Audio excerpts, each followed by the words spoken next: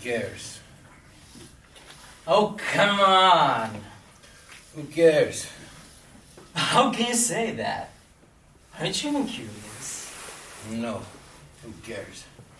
Okay, you don't. But for the moment, pretend. For the hell of it. Let's see if you come up with an explanation. It's none of my business. A plausible explanation, my man. Alright? Try. No. Come on!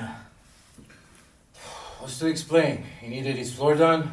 He met us. We're doing his floor. Met us separately. Alright. Two strangers. Whatever. Strangers to him and to each other. And is there some law you gotta be intimate friends before you can apply varnish? Maybe we won't get caught. Then why would he hire two people who don't know anything about sanding and vernishing to sand and varnish? There isn't that much to know. Yeah, well, I don't think a sanding machine professional would gouge out all these ruts. They are not ruts. Okay, well, things.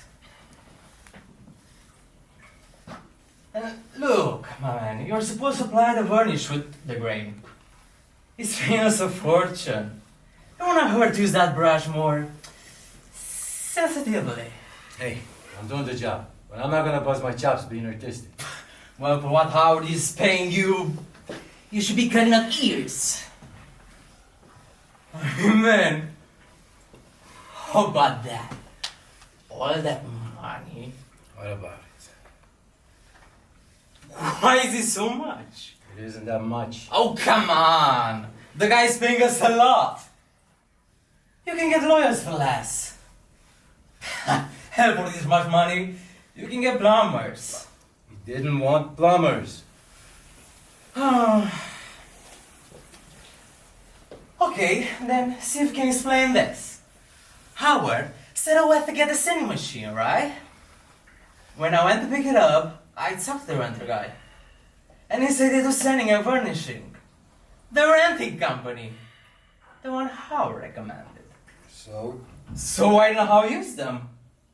Too expensive. No, my man, that's why I'm telling you. I checked. They will do the whole job for a third of what we're getting. A third. And it will be a great job guaranteeing revenue free. So tell me, why us? Who cares? Oh, alright. Let's go in from another direction. Let's break it down to components to get a sense of who Howard is. How did you meet him? I don't know. Come on! Let's just finish the floor. How did you meet In him? this bar. What kind of bar? Sports bar. Okay, see? Now we are starting to put together a composite, a profile. Putting the pieces together. So Howard likes sports. And bars. And you two got talking. Right. Great. Now this is where I hope things gel. Talking about what? Just talking. Focus, please. What was the topic? I don't know, something. We both had a bet on the Giants. We lost. We were commiserating. And this was when? I told you 2 weeks ago. Sunday before last. 2 weeks ago. Huh? 2 weeks ago. Oh, babe. Because I'm sensing discrepancy. I knew it, my man, I knew it. We have a breakthrough. What? Giants won 2 weeks ago, 18-7, and now commiserating. So what do you talk about? I tell you, I really don't remember. Alright, I get it. No problem. I understand Howard is, let's say, weird. He must got you the way he got me, huh? Sucking to spill your guts. And personal secrets. Okay, no big deal. I'll tell you my big confession to Howard. I'll go first. Look, I don't... Guess where I met him? Insane asylum. Farmer's Market, Union Square. Because that's where I work. Part-time. You know, I'm selling produce. Figures. I was pointing out to Howard how... how gorgeous the woman at the market looked. Telling him how fresh fruit and vegetables seems to attract beauty. Haven't heard. You lay out some apples, or tomatoes, or carrots, or even yams. And you got yourself a lot of beautiful, sensuous women. Produce. You know, the more organically grown, the more gorgeous.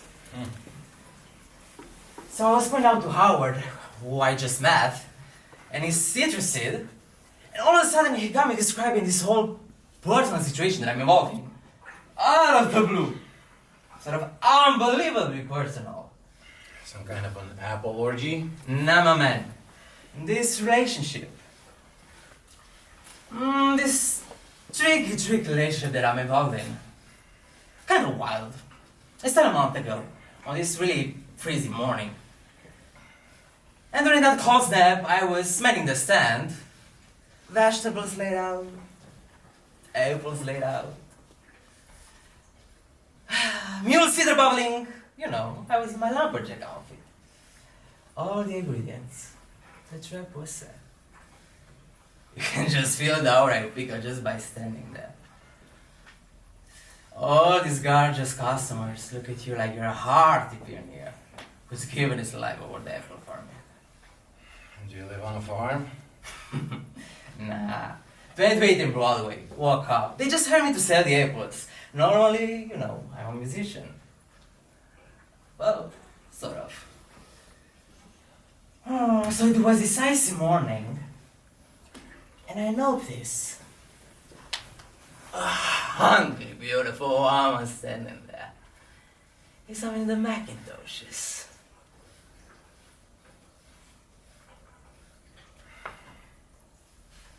By the way, my man, the shit is starting to look pretty good. You know, apples out the gray. Don't you think? Yeah, it's beautiful.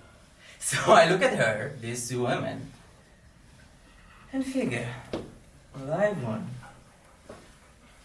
We start talking, and I run through my stuff. You know, Granny Smith, Wine Sap, Iderette, Tart, Crisp. Everyone loves apple discussions.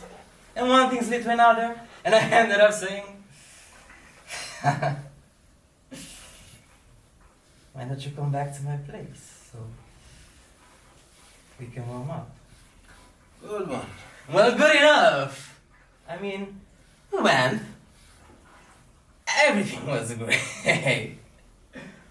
Actually amazing.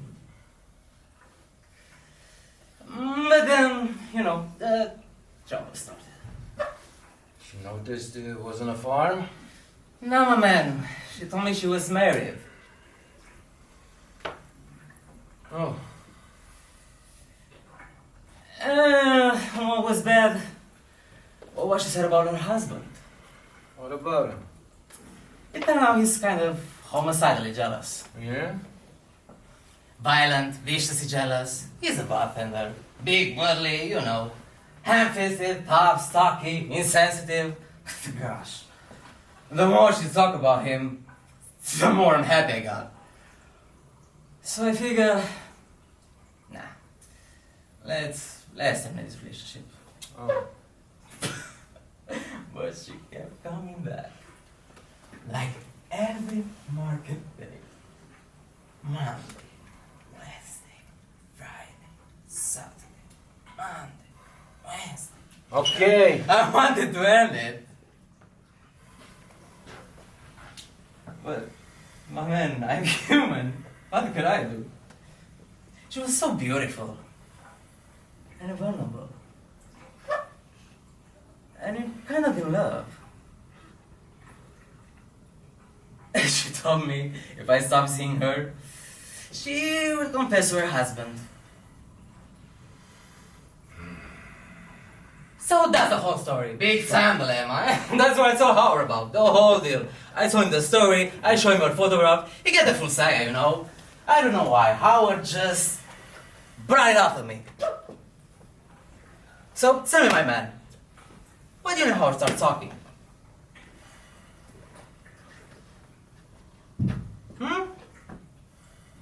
What was the topic?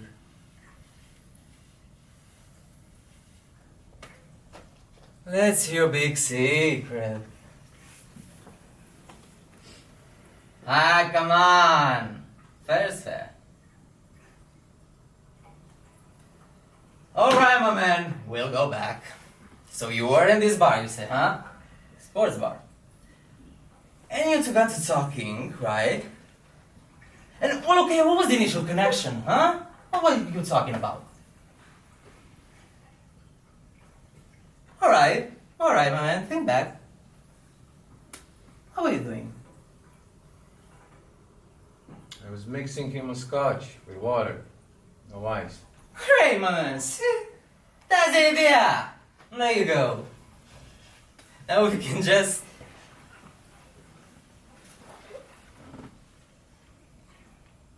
No. Wait. You're mixing the drink? Getting the drink for? It's funny. I don't think that was clear before.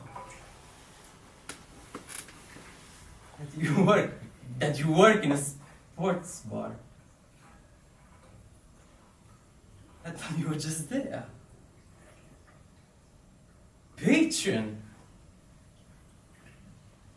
Oh my. I got to conjure up a different picture now. A different mental image. You're behind the bar. That's very, very different. But the main thing is that we ended up, you and me, here. However it happened, our likeness and matters, and want to give us a little job. I understand your point. When you read anything more into it, exactly. God, get it so convoluted. I brought him the drink. Howard was staring at something on the wall behind me. Staring hard. You know what that was? No. Was it? A picture. I see. Picture of my wife. Mm-hmm. I like to keep it hanging there above the cash register. Well, good for you, my man. He asked me about her. He told me she looked familiar. I told him our relationship was having some trouble. Trouble in the trust area. Look, you really don't need to go with me. When he finished his drink, he laughed and offered me this job. I said, sure. We shook hands. You know, Howard laughs funny. I think he has a strange sense of humor. Look, my man, I'm almost done, virtually, home stretch. In fact, could you do me a favor? Could you finish out this job? I'm sorry, but God, what is wrong with me? I'm supposed to be at work, like an hour ago. My man, I'm really hate to abandon you, but I completely lost the track of the...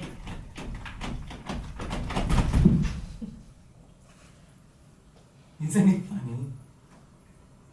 Howard seems to have locked the door.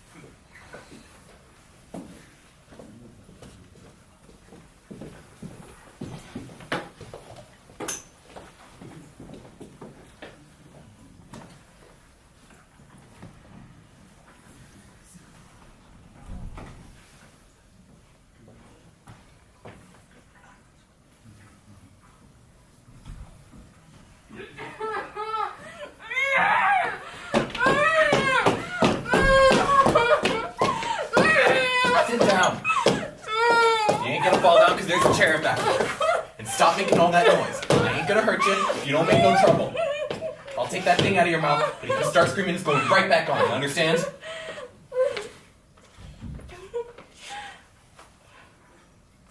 What's the matter? You feeling sick? Try wearing a gag in your mouth and see how you feel. Do you have to keep my eyes covered? That's staying on. After I get my money and let you go, I don't want you telling the cops what I look like. You're going to let me go?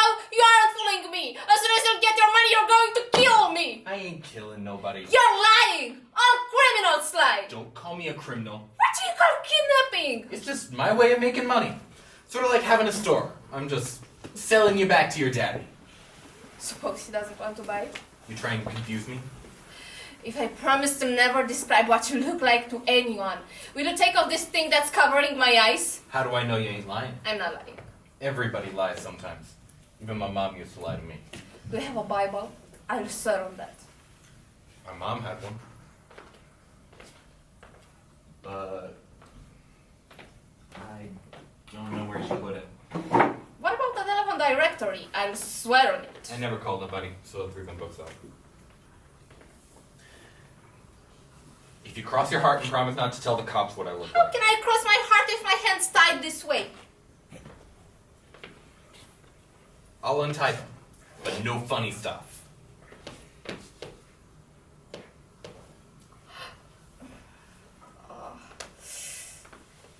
You sure tie a hard knot. I can hardly feel my hands. But what about my eyes? First, cross your heart and promise what you said before. I swear I will never describe what you look like to anyone.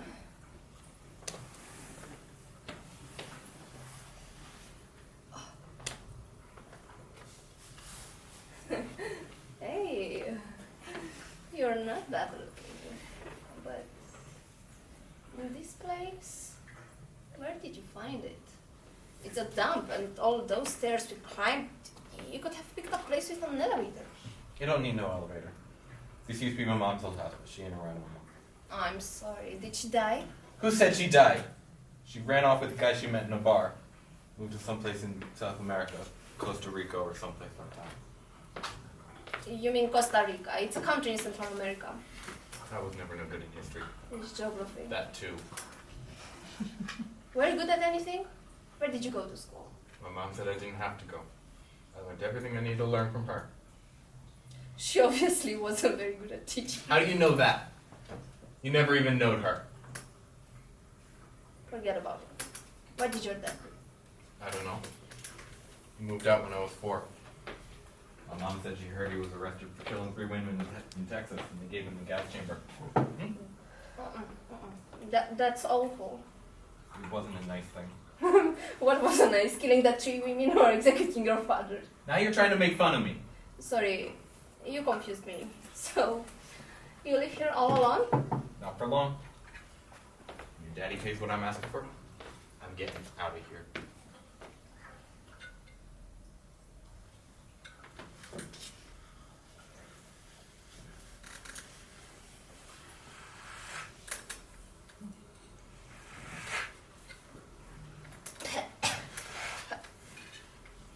How are you asking for it?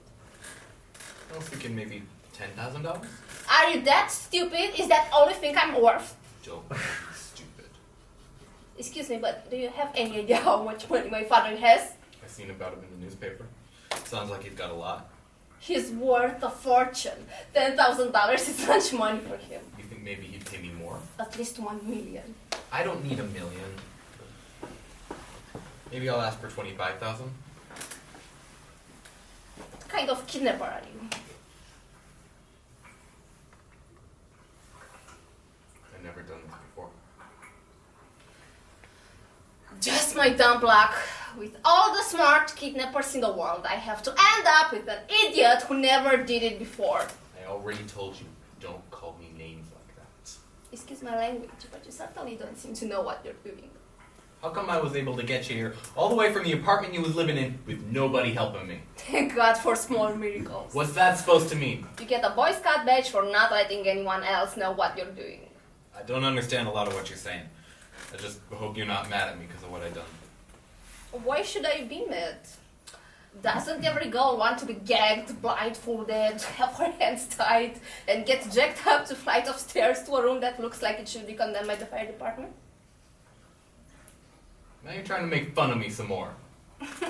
No, I'm so sorry. It's just that I'm so angry at my father. He divorced my mother and married this champ who's 10 years younger than me. He buys her expensive jewelries, and if I ask him for something as little as a new car, he tells me to get a job.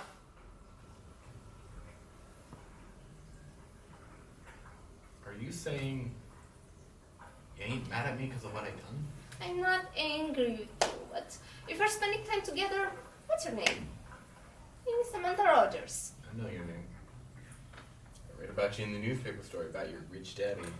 That's how I got this idea that maybe he'd pay me to get you back. My name's Chester. Do you have a last name, or is it just Chester, the kidnapper? It's Chester Martin. Now you know who I am. You gonna tell the cops when I get my money and let you go? I told you, Chester, I won't tell them anything. Is there a bathroom up here? It's downstairs. But I gotta go with you to make sure you don't run away. I'm not going anywhere, but more important. How are you going to ask my father for the ransom? What's a ransom? You're an idiot. Stop calling me that, or I'll put that thing back in your mouth. A ransom is the money you're trying to get from my father. How are you asking for it? Calling him on my cell phone. You got his number? Sorry, Chester. You are stupid. If you make a phone call, the police will trace you here, and there goes our money and your freedom. Since when is it our money? Let's get something straight. If I'm going to help you with this, it's our money. How are we splitting it? We'll talk about that later. First, get me some magazines, a scissors, some scotch tape, an envelope, and a postage stamp. What for? We're sending him a letter. I'll cut the words out of the magazine. Everything I got is downstairs. So go down and get what we need. Don't tell me what to do. I don't like nobody telling me what to do. I'll get the things, but I gotta tie you up again to make sure you don't run away. The other rope ain't long enough, but I got some longer rope in the drawer. I'm not going anywhere, but it makes you feel better.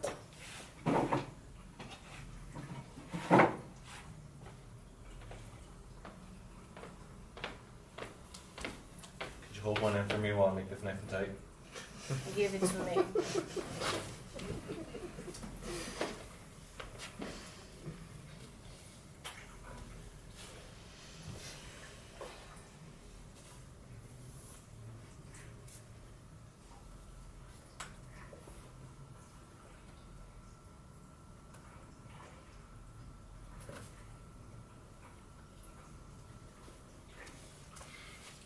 Did I make it too tight? No, you got 2 badges. You still making fun of me? Sorry, Chester, I keep losing my head. So, what you gonna write to your daddy? It's from you, not me. My writing. You're going to say that if my father doesn't pay $1 million, you're going to kill me and then torture me. I ain't saying that. We have to play hardball. You have to scare him enough to get the money. I ain't saying nothing about killing. $1 million is too much. I'm making that decision.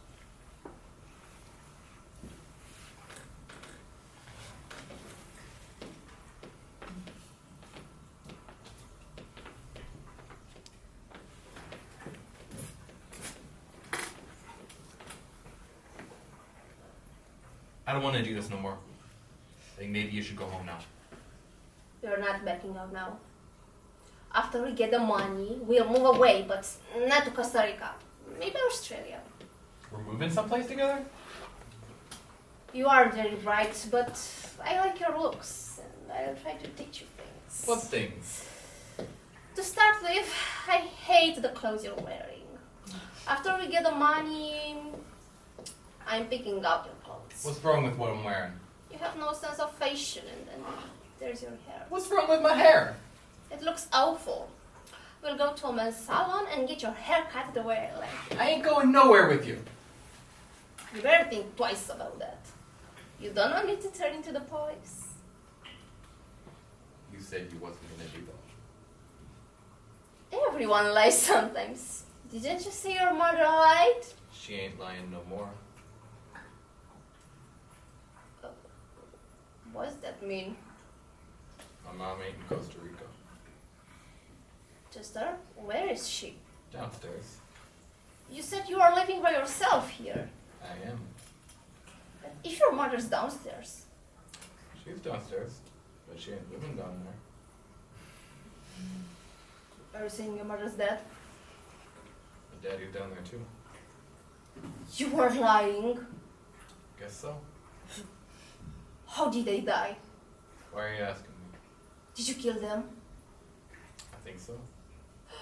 For God's sake, Chester! Why? My mom kept calling me stupid all the time and telling me what to do. My daddy let her say them things. I didn't want nobody living with me no more. Chester, What? please untie me. No. I don't think I want to do that. What do you want to do? I don't know. I gotta figure it out. And I don't need you to tell me.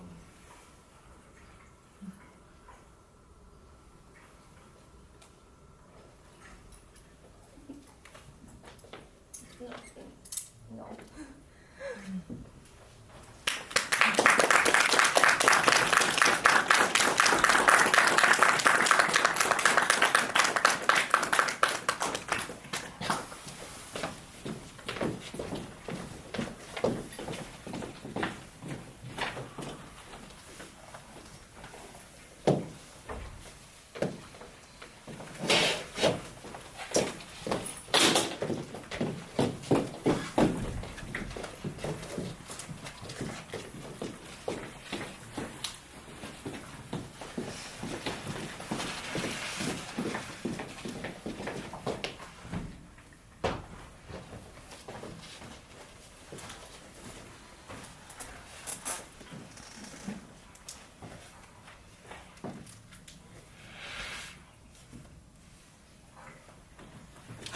Ce frig e aici.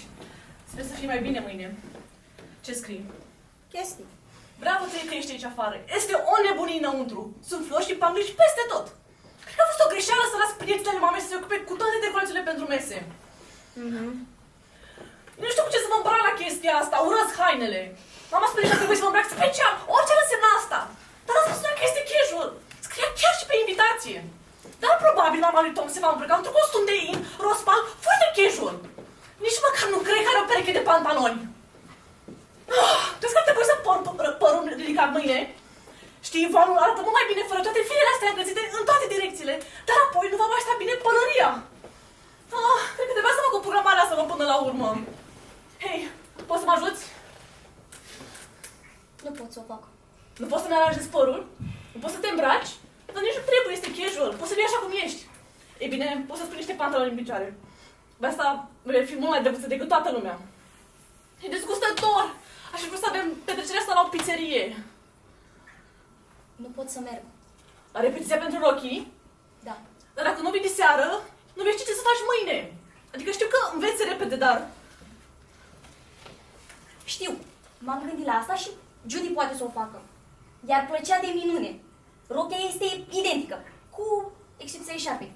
Și e nebunită după Roma. Nu poți să vii la nuntă? Și cavalerul de onoare?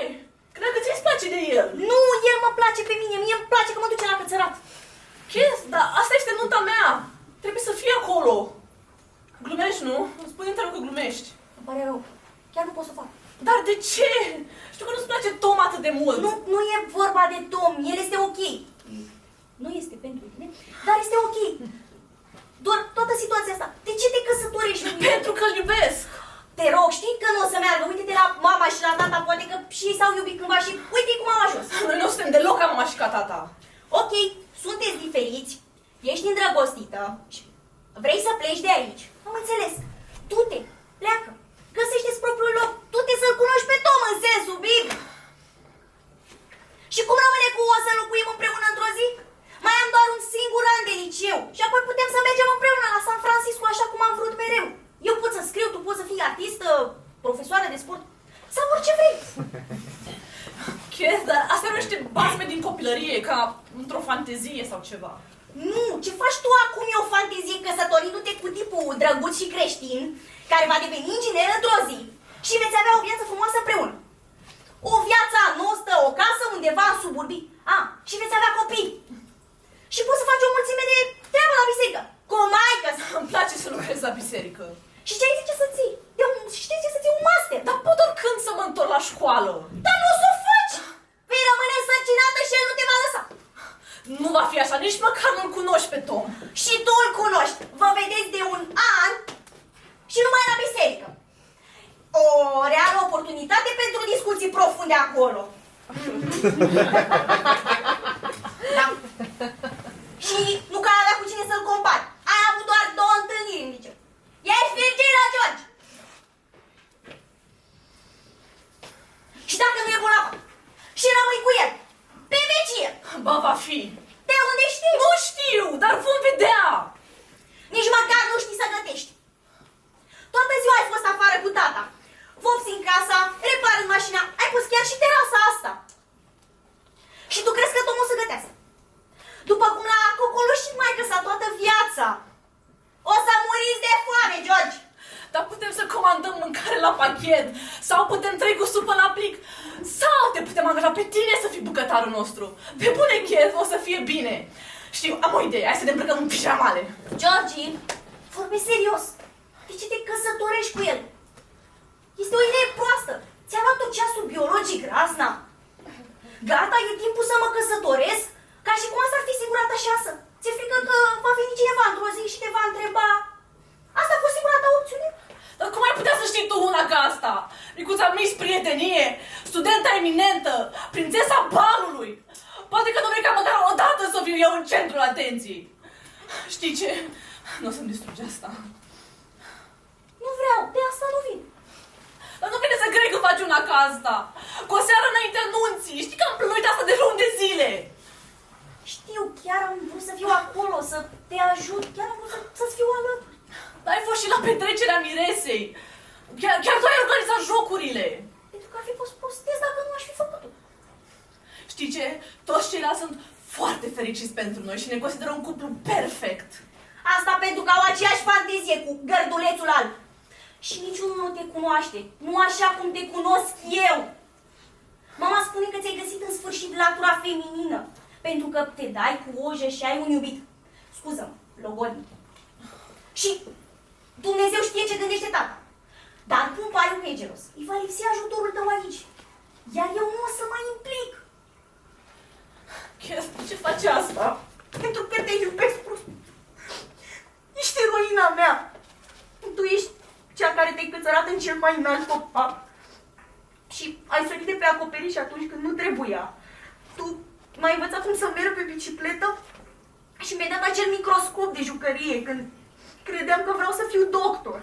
Și ești singura care-i ține, care nu ți-e frică, care nu e frică de nimic. De șoareci, meduze, nici măcar de tata atunci când bea. Ești singura care-i ține piept. El mă urăște și eu îl urăsc.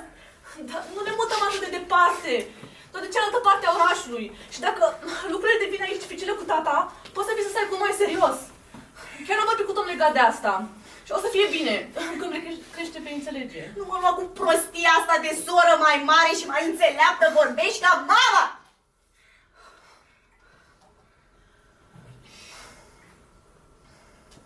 O absolventă de 21 de ani de facultate cu un inel strălucitor pe deget, care arată ce bună partidă și-a tras.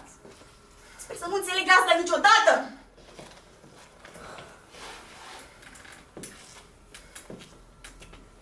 Ce s-a întâmplat cu tine? De când te-ai întors din Mexic vara trecută, te-ai schimbat.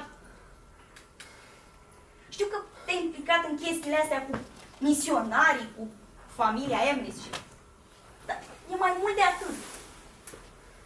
Păi familia asta m-a ajutat să-mi clarific anumite lucruri. Cum ar fi? Cum ar fi să stau departe de anumite lucruri.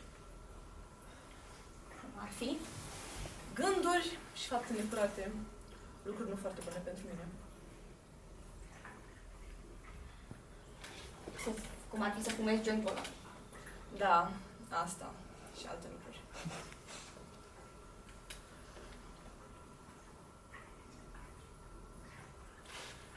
Cum ar fi să o soluți pe Dona? Asta e, nu așa? Ce? Știam eu. Știam că ți-a plăcut. Ce? Știam că ți-a plăcut. Crezi că sunt lesbiană? Despre asta este vorba? Că m-am prostit odată cu prietena ta și ne-am sărutat? E bine, ea m-a sărutat prima. Și oricum doar ne prosteam. Dona, nu crede asta.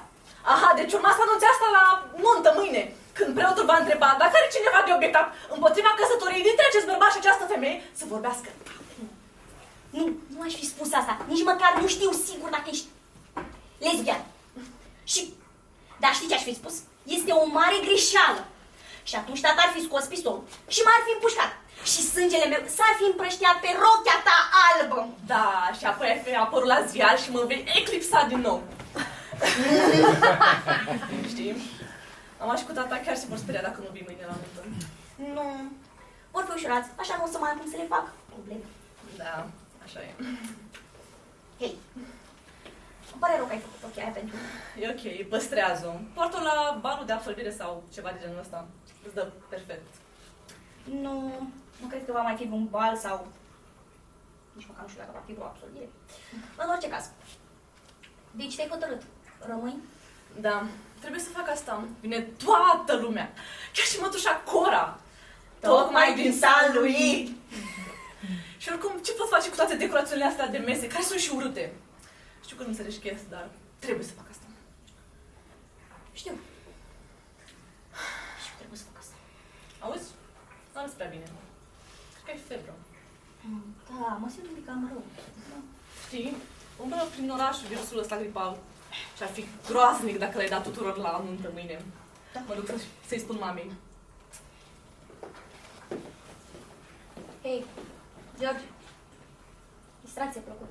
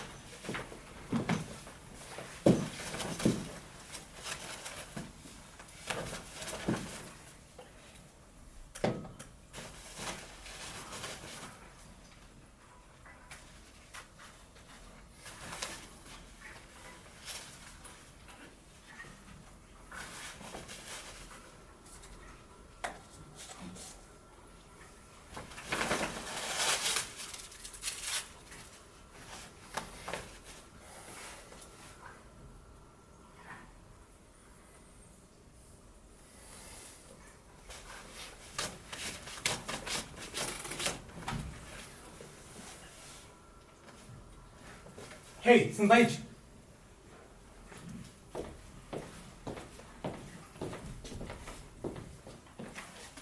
Wow! Prânzul pe bancă în parc. Dar ce s-a întâmplat cu Ritz? Așa concediat, nu? Nu, dar e vineri. Și m-am gândit că ar fi frumos să încercăm ceva inedit pentru finalul săptămânii. Da, mai subtil. Da. Poți să-i loc? Îți promit că știu să Bine, mulțumesc atunci. Indicațiile mele au fost în regulă? M-am rătăcit la fântână, dar un vânzător de hot dog mi-a indicat direcția corectă. Te rog, nu spune că ăsta e prânzul nostru. Nu începe. Nu, dar este o zi atât de frumoasă, încât m-am gândit că ar fi distractiv să avem un mic picnic. Vegan pentru tine, pastramă pentru mine. Da, dar știi că ideea mea de distracție în aer liber este să stau întinsă pe un șezlong, la piscină, cu un pahar de mojito în mână, să citesc un roman, să dau mesaje. Da.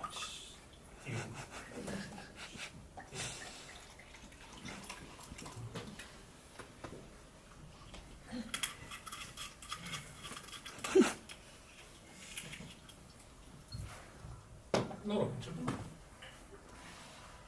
Arată delicios.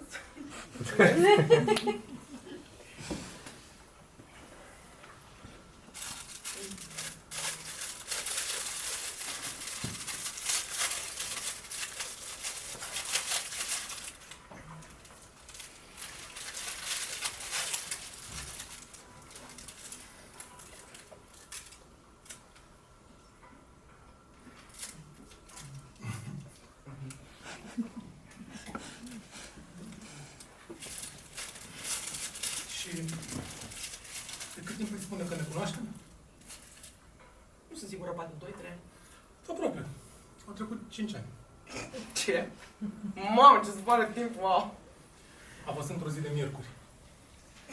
La ce oră? 19 martie, ora 7 și 14 minute. Eram la coadă la Starbucks și era în fața mea, purtai o rochie albastră și când ai plecat să scoți cardul de credit, ochelarii de soare pe care îi purtai pe cap s-au căzut și am prins din aer. Și rău tare. Da, cum ți-am amintit toate astea? Simplu, a fost dragostea la prima vedere. Wow, ce romantic! Un pic creepy.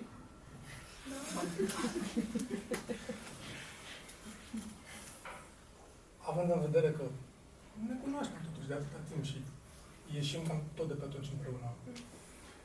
Te-ai gândit că poate am putea face totul mai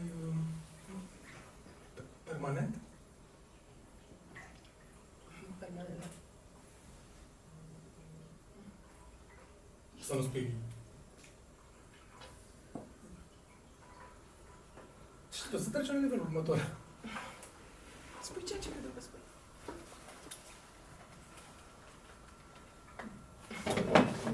Da. Oh. Te-am iubit în primul minut în care te-am cunoscut. Vrei să te căsătorești cu mine? Să mă căsătoresc cu tine. Să nu spui e prea brusc. Nu, dar nu așteptam. Mai surprins.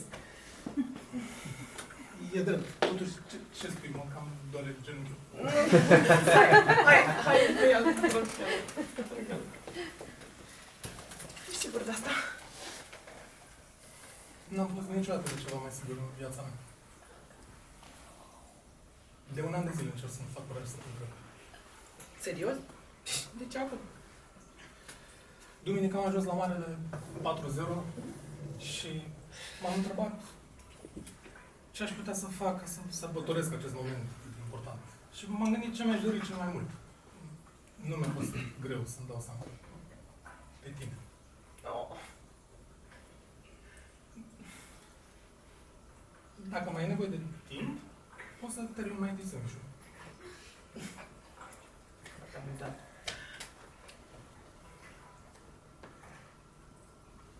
Înainte să-ți dau un răspuns, spune și mie de ce un tip chipeș, realizat ca tine, are 40 de ani și încă singur. Ce vrei să știi? Viața mea e o carte deschisă pentru tine. Serios. E cea mai secretoasă persoană pe care am cunoscut. Serios? Nu mă dă să... Bine, domnule, bine. Bine. Dacă tu ești atât de serios în ceea ce privește acest mare pas următor, spune tot. Bine. Versiunea Reader's Digest. Am fost întârziat fără obiective după liceu. Am lucrat 3 ani. M-am plictisit și m-am înrolat în marină. Apoi am mers la facultate și cu școala, studiul și munca n-am avut timp să-mi găsesc pe cineva. Am fost angajat de firma la care lucrez și astăzi. Mi-au plătit studiile post-liceale și m-au tot promovat. Am ieșit cu câteva femei, doar că nimeni nu mi-a atras atenția până în ziua în care am hotărât să iau cafea de la Starbucks în loc de benzinărie. Te-am întâlnit pe tine și restul nu e prea înfricoșător, nu? Nu, nu e.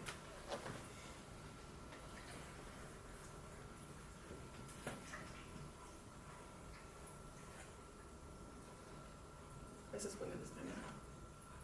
E timpul să... Da, poți să spui.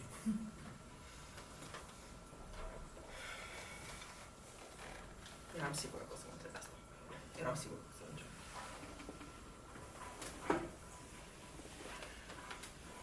Știi că nu e ușor. Ia-ți tot timpul de care ai nevoie.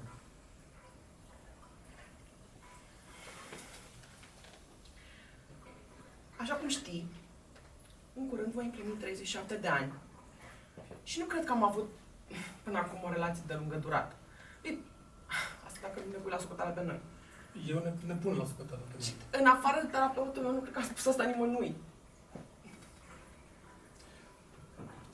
Poți să nu spui, dacă e inconfortabil pentru tine, e ok. Nu, că e important pentru mine. Și dacă e cineva care merită să știe lucrurile astea, acela ești tu. Am fost copil unic la părinți și mereu simțeam așa că totul mi se cuvine, că toată lumea îmi datorează ceva, știi? Ca și când, da, că toată lumea spunea că sunt talentată, deșteaptă, frumoasă și chiar credeam că sunt tit. Și cum s-a mers? Bine, pentru o vreme, și visam să-l întâlnesc pe făt frumos, fără cal, dar să aibă, nu știu, bani, putere, să arate bine. Și am simțit că merit lucrurile astea. Oricine nu îndeplinea condițiile astea era îndepărtat imediat. Și, da, până la urmă mi-am dat seama că am fost mult mai mult cea părăsit decât cea care a părăsit. Și la fel a fost și în cariera mea, care a decolat ca o rachetă după facultate, după care s-a stabilizat. Și simțeam că toată lumea avea ceva de la mine. Că femeile sunt geloase, că bărbații vor să ajungă în chiloții mei. Și credeam că e vorba mereu despre ei și iar ei, știi? Și era vorba despre mine și iar mine. Bă, beci, da. Îmi pare atât de rău. Nu, să nu-ți pare. Eu mai simt așa, ca și când s-a ridicat o greutate pe umerii mei, știi? Te iubesc. Ce? Am zis te iubesc.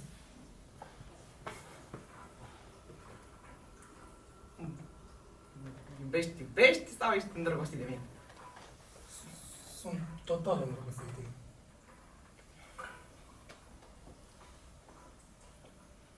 Aici ar trebui să spui... Ce? Nu. Eu... Sună ca un nu? Nu m-am gândit că știi deja. Știu că așa a început. Dar... La început am ieșit din când în când, apoi de un an sau cam așa ceva, mi s-a părut destul de explosiv. Așa că m-am gândit... Nu, că... Îmi pare rău, nu am să te fac să te simți așa rău. Nu știu, simt așa cumva că a fost poate convenabil să ne vedem. Înțeleg. Îmi pare rău, țin la tine și nu vreau să te rănesc, dar... Poți să spun o întrebare serioasă? Sigur, deși ne oprim acum. Dacă spui da, dar nu mă iubești, nu te-ai mulțumit? Nu cred. Cred că am ajuns să fiu suficient de matură încât să te apreciez la adevărata ta valoare. Da. Și, nu știu, ești mereu acolo. Nu mă judeci. Ești cel mai mult prieten al meu. Bine, unii ar putea spune că ești singur mult prieten. Și, nu știu, ești o persoană atât de atentă, de vijulie, iubitoare. Nu mi-aș imagina viața fără tine. Wow. Pare a fi o partidă destul de bună. Crede-mă că ești. Și atunci care e problema? Adevărul. Adevărul.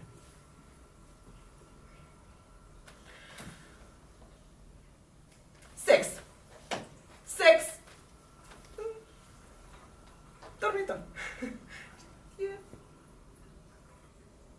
drăguț. Drăguț. Tu ai vrut adevărul, scuze-mă. Da, apreciez asta, cred.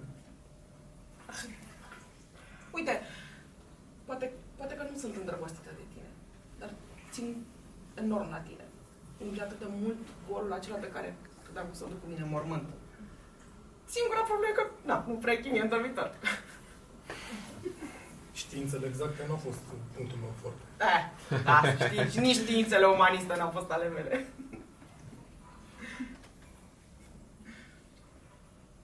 Ok, cred că nu mai...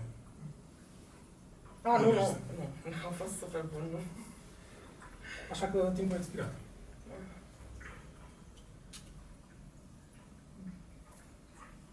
Vrei să faci? Deci să-mi tărănești, ai grijă, cu genunchiul cu asta. Da.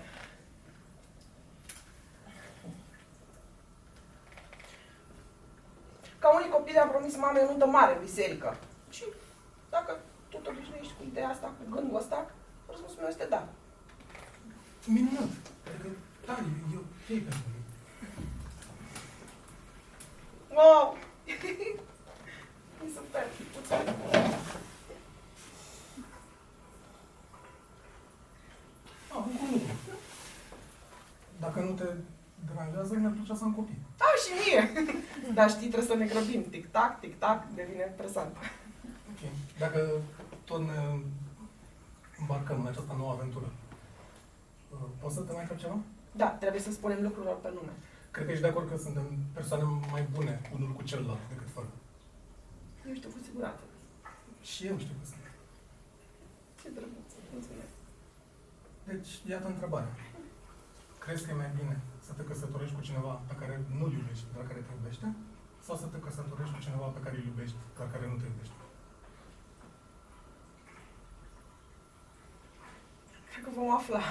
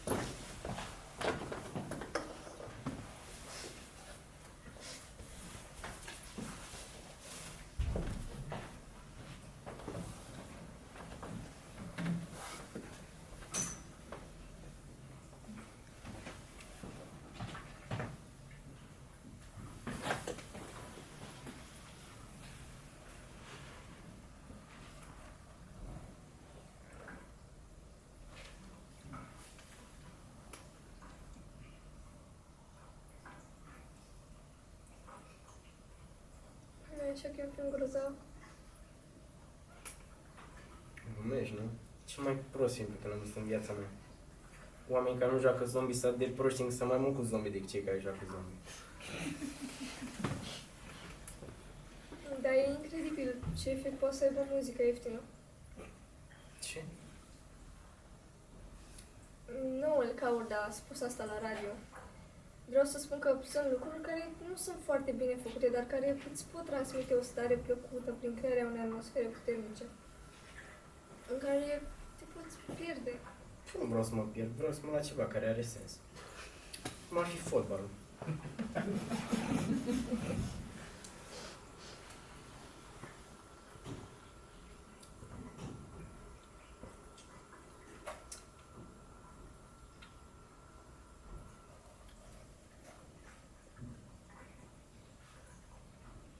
Bă, dacă trebuie să mănânci căcatul ăla de piersică, nu vezi că se scurge peste tot? Noi avem popcorn și tu mănânci o piersică. Nu era poftă de piersici.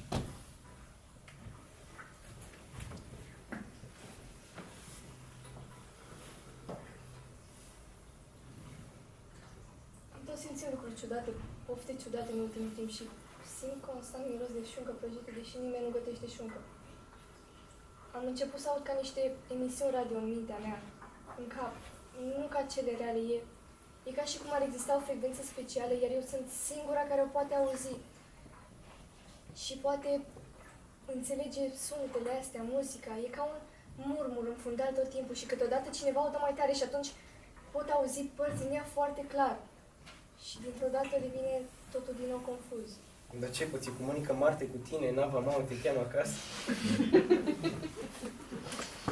Nu cred că e de pe Marte, nu știu de unde e. Am tot început să am și niște coșmaruri, unele foarte tulburătoare chiar. Mă trezesc în toi, în nopții, transpirată toată și tremurând și mă duc jos pentru că îmi place să deschid frigiderul noaptea în întuneric. Îmi place să văd lumina care iese din frigider. E ca o imagine a lui Dumnezeu din vechea mea carte cu povești din Biblie. Deci ai auzit voi și ai simțit miros de bacon și crezi că Dumnezeu e în frigiderul tău. Nu doar în frigiderul meu, în frigiderul tuturor, adică dacă Dumnezeu e peste tot, asta înseamnă că e și în frigider, nu? Crezi că e și în toaletă. Dacă peste tot înseamnă peste tot. Nu știu dacă tu crezi în genul ăsta de lucruri, nici eu nu știu dacă cred, dar continui să am sentimentul ăsta că în jurul nostru se întâmplă lucruri pe care nu le putem înțelege. E ca și cum aș fi un radio. Iar frecvența mea nu e suficient de bună pentru a capta tot ceea ce este în aer, așa că prinde doar fragmentele astea de dialog, izbucniri, bruște de revelații. E ca și cum ai asculta radio la ori târziu noaptea, ceea ce fac uneori când nu pot dormi. Și mă duc jos și îmi fac un sandwich cu ceapă și anșoapă la 3 dimineața.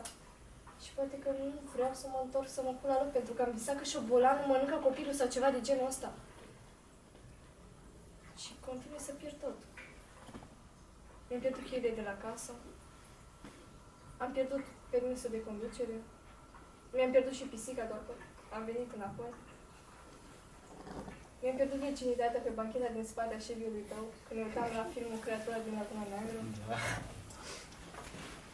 Chestia asta nu se întoarce, sunt lucruri pe care le poți regăsi, dar altele le pierzi odată ce le pierzi, sunt pierdute pentru totdeauna și asta înseamnă mult timp. Așa cum spun și melodiile pop de la radio. Și cred în fantome. Crezi în fantome. Asta e aproape la fel de suplicat și zombie. Nu e ca Casper, fantoma prietenoasă sau personajele cu cearșaful radio pe cap din filmele Three Stooges. E mai mult decât atât, e ca și cum ar exista o prezență care te urmărește constant. Da. Facem pe canapea s-a uitat. Doamne, sper că nu. Tu nu ai sentimentul ăsta că sunt tot felul de lucruri ciudate care te privesc? Nu. Știi ce te-am plăcut la început? Părea așa, liniștit. Și m-am gândit că asta înseamnă că ești profund. Dar s-a dovedit că tu doar nu aveai nimic de spus. Că n-am nimic de spus, doar că vreau să dau toată ziua din gură ca tine.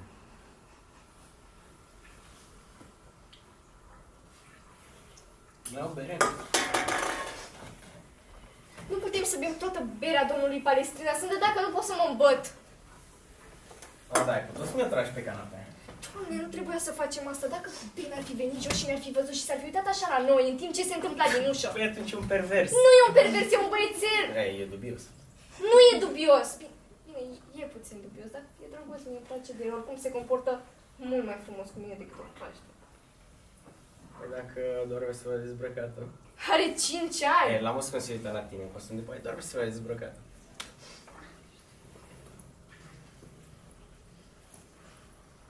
Da, îți plac copiii, nu? Nu, stop, pacoste. Da, ți-am plăcut să iau copii într-o zi. Nu. Da, dacă ne-am căsătorit și am... Păi nu vreau să mă căsătoresc. Nu, acum sau niciodată, nu vrei să rămâi Torres cu vieții tale singur, nu? Nu sunt singur, te-am pe tine. Mă rog, o parte din tine, că de obicei ești cu gândul la radio ăla stupid. Nu sunt în altă parte, doar că am momente în care pot să-mi amintesc că am fost în altă parte. Altcineva, înainte să mă fi născut. Ce idioțenie asta? Nu e o idioțenie. Ben mi-a spus că aproape că poate să-și amintească că a fost altcineva într-o viață anterioară. Păi Ben e nebun! La fel ca și tine. Nu vezi că ești cea mai ciudată fată din orașul ăsta? Și ăsta, să mă rămăsă, e un oraș destul de nebun.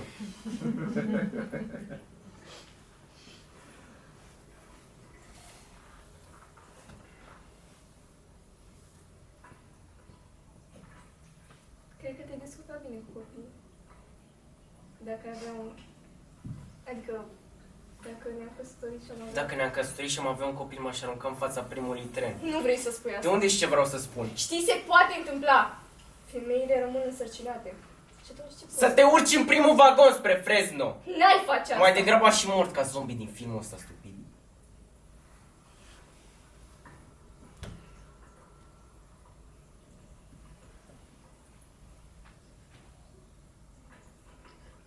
Crezi că zombie mănâncă copii? Nu știu, mănâncă zombie, eu trebuie să plec mâine, mă mă mă. Nu știu cum îți poate face plăcere să ucizi lucruri. E legea junglei. Ucis sau ești ucis? Poți să întrebi orice din asta. Mie nu-mi place să ucid lucruri. Sunt oameni care scapă de copiii lor înainte de a se naște, dar eu nu aș face asta niciodată. Aș prefera să mor. Da, hai că trebuie să plec, deci... Nu vrei să vezi finalul filmului?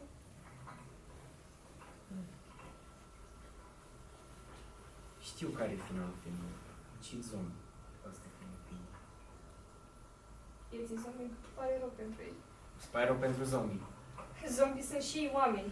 Îți pare rău pentru orice, îți pare rău pentru pui în timp ce îl mănânci. Ți-a fost roșu pentru creatura aia din lagună. Tot timpul cât o făcea pe bancheta din spate, tu plângeai. Era singur. Era un monstru! Era doar diferit. Nu e o crimă să fii diferit, sau cel puțin ar trebui să fie. Da. Pompă, grozav, partenul tău perfect. Ceva cu notătoare și bram. Poate veți avea un copil împreună. Copilașul față de broastă. Sper că veți fi fericiți împreună. Vreau să spun ceva. Spune mai târziu. Aș putea să fiu moartă mai târziu. Atunci poți să te întorci ca zombie să-mi spui în timp ce mănânci copilul.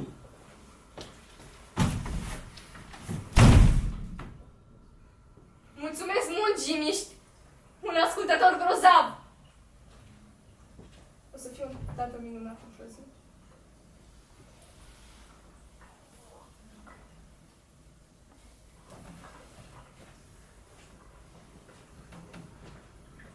Atenție, zombie! Vin să te prindă. Mă întreb dacă zombie aud voce în capul lor. Îmi pare că da. Mereu arată ca și cum ar auzi ceva ce noi nu putem asculta. Poate că e mai bine să fii mort. Sau să treci pe fundul unei lagune. Ce? Vorbește mai tare. Aproape că pot să aude ca și cum încearcă să-mi spună ceva. Ce să fac? Spune-mi ce să fac! Te rog, spune-mi ce să fac! Te rog, spune-mi ce să fac! Te rog!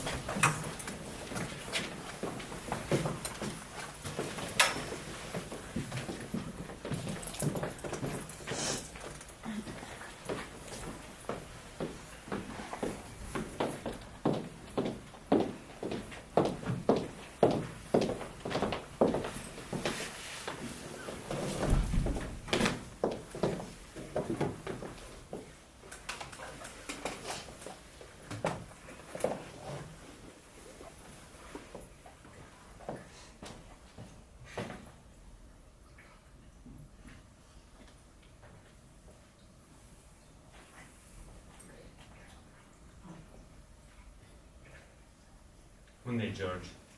N-a putut să vină. Ah, mi-ai spus. nu așa? Bine. Am scris asta ca să nu uit. Trebuie să fiu la serviciu într-o oră. Da. Nu vreau să vorbim. Nu se poate așa ceva. Bun. Prima întrebare. Câte întrebări? Poftim. Câte întrebări? 5. Am 5 întrebări. 5? 5. Ce? Dacă ar fi fost 6, nu ai fi răspuns? Ar fi fost prea multe? Prea personale? Nu, doar mă întrebam de ce ai cerut să mă vezi. De ce? Ai fost acolo. Ce pot să spun ce nu știi deja? Nu mi-amintesc totul clar. Vreau să aud ce ai de zis. Bun, prima întrebare. Ce ai făcut cu toți banii? Banii? Ce bani? Miile de dolari pe care le-ai primit de la stat pentru că ai spus că mă vei adopta. Despre asta e vorba? Despre bani? Vreau să știu doar. Ți-au cerut să predai toți banii din contul meu de economii și tu le-ai trimis 30 de dolari? Ce s-a întâmplat cu toți banii ăia? Pentru că mama ta adoptivă, Cheryl, mi-a spus că copiii adoptați au nevoie de mai mult spațiu fizic. Așa că am cumpărat o casă mai mare, am plătit o ipotecă mai mare. Ne-am gândit că avem timp să economisim mai târziu. Da, apoi s-a rupt totul. Sună frumos și curat, ca și cum ai stoarce un coș. Ușor, nu? Dizoluție. Ce? Așa se numește când adopția e încheiată. Dizoluție. Ah, încheiat. Doamne, ce păcări. Am și eu întrebări. Ah, păi ce păcat. Tu ai fost de acord să-mi răspunzi la întrebări. Eu nu am fost de acord la nimic. Tu, da. A doua întrebare. Aveți copii acum? Nu se răspund la această întrebare. De ce nu? Următoare.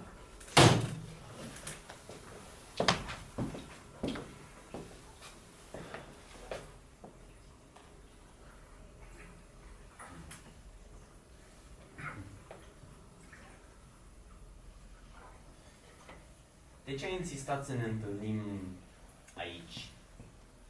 Știu că oroși nu pot sta la fel de mult ca mine. Mă simt mai în siguranță decât într-o cafenea.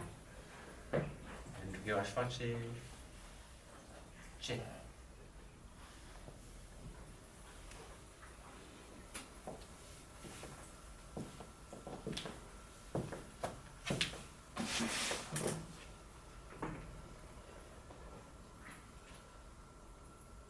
A treia întrebare.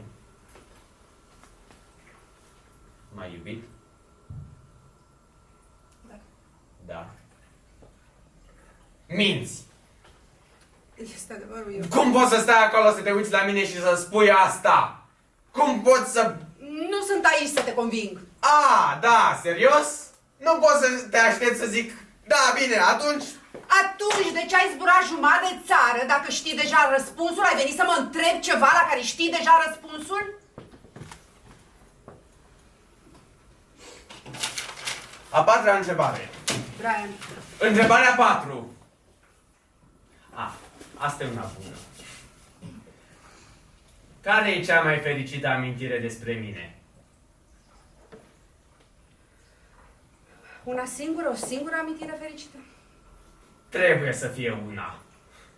Da, sigur. De fapt, ți-am adus ceva.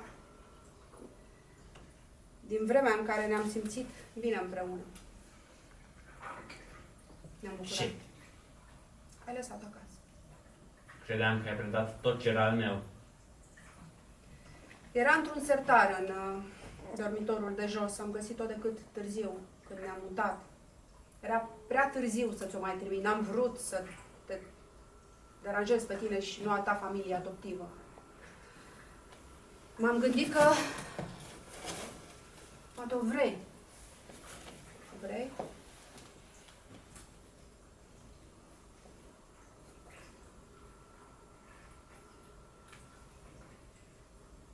Nu știu. Ai păstrat asta? Am, Nu aveai niciun drept. am crezut că... Niciunul. Nici măcar o bucățică. Mi s-a cuvenit să primesc totul înapoi. Era al meu. Am crezut că poate o vrei. O vrei?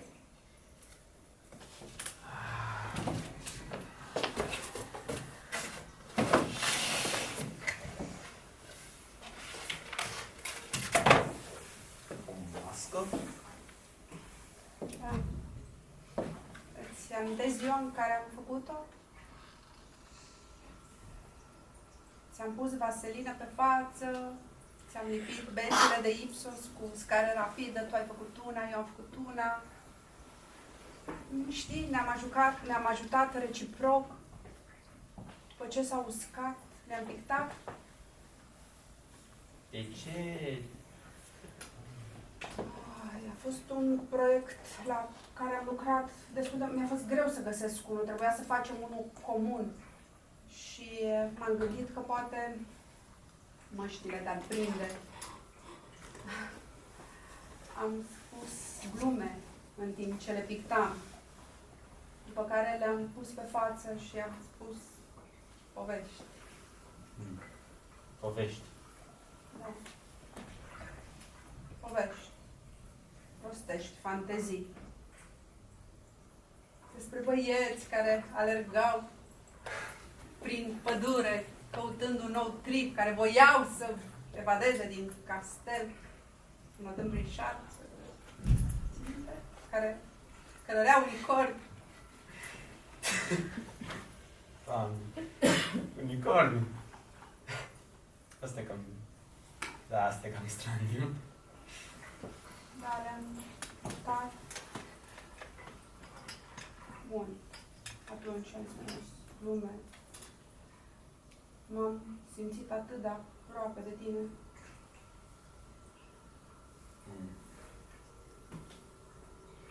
Nu mi-am amintesc masca. Nu. S-a întâmplat o singură dată. Ți-era frică de ea, n-ai vrut-o în camera ta. Era în camera mea în noaptea în care plecam. Ce e mai aici? Fotografie de la școală.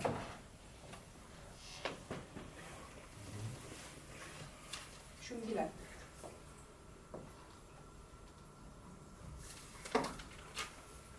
Ce?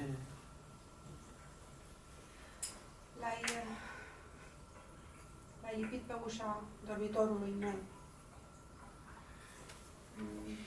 Eram furioasă, nu pentru că îmi furase CD player-ul. Nici măcar nu l-am observat. Ar fi trebuit să-ți accept scuzele. Am crezut că avem timp. Ai păstrat biletul ăsta. Da. Îl păstrez împreună cu masca și fotografia. Este tot ce am. Însă le-am adus cu mine pentru că am vrut ca tu să ai totul.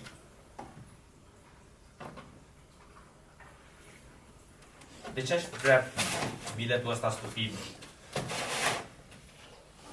Poate nu biletul, dar masca? Nu! Nu mai vreau nimic de la tine! Mi-ai dat totul! Nu mi-ai dat nimic! Ai luat totul! Întrebarea 5. Ce s-a întâmplat? Adică ce s-a întâmplat? Ce s-a întâmplat? Serios! De ce ai scăpat de mine? Nu poate fi din cauza cerții! Detaliile sunt în raportul poliției. Tu poți să mergi să le citești, însă ți-aduci aminte totul. Tu întotdeauna ți-ai adus aminte. Am vorbit cu fostul nostru asistent social, Paul. Mi-a spus că a fost doar o ceartă. O ceartă? Doar o ceartă? N-a fost doar o ceartă. George era plecat în delegație. Tu erai furios, mi-a fost frică de tine, am închis dormitorul noaptea. Apoi am găsit cheia în buzunarul blugilor tăi în coșul de rufe. Te-am confruntat, m-ai atacat, m-ai împins pe scări, piciorul meu n-a mai fost niciodată la fel. Atunci am alergat, am scăpat, în final am ajuns la vecini. Tu ai fugit și am decis să nu te mai lăsi să te întorci acasă.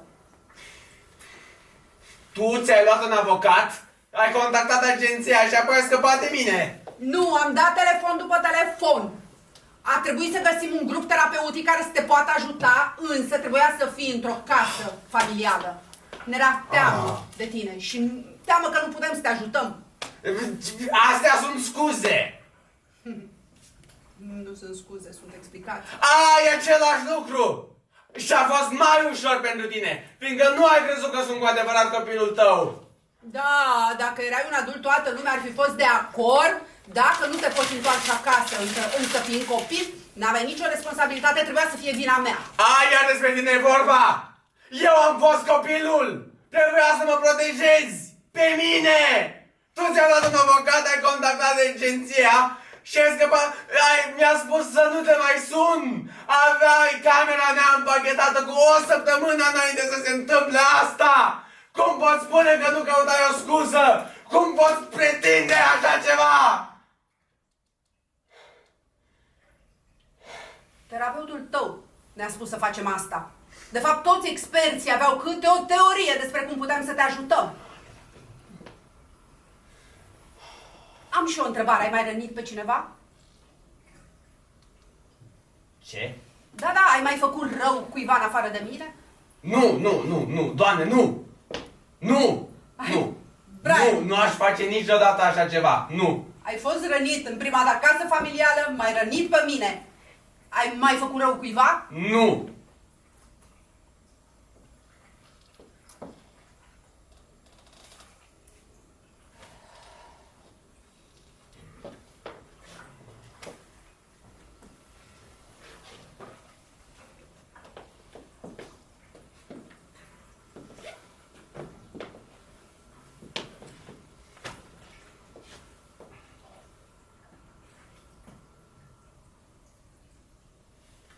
Mai am și o întrebare.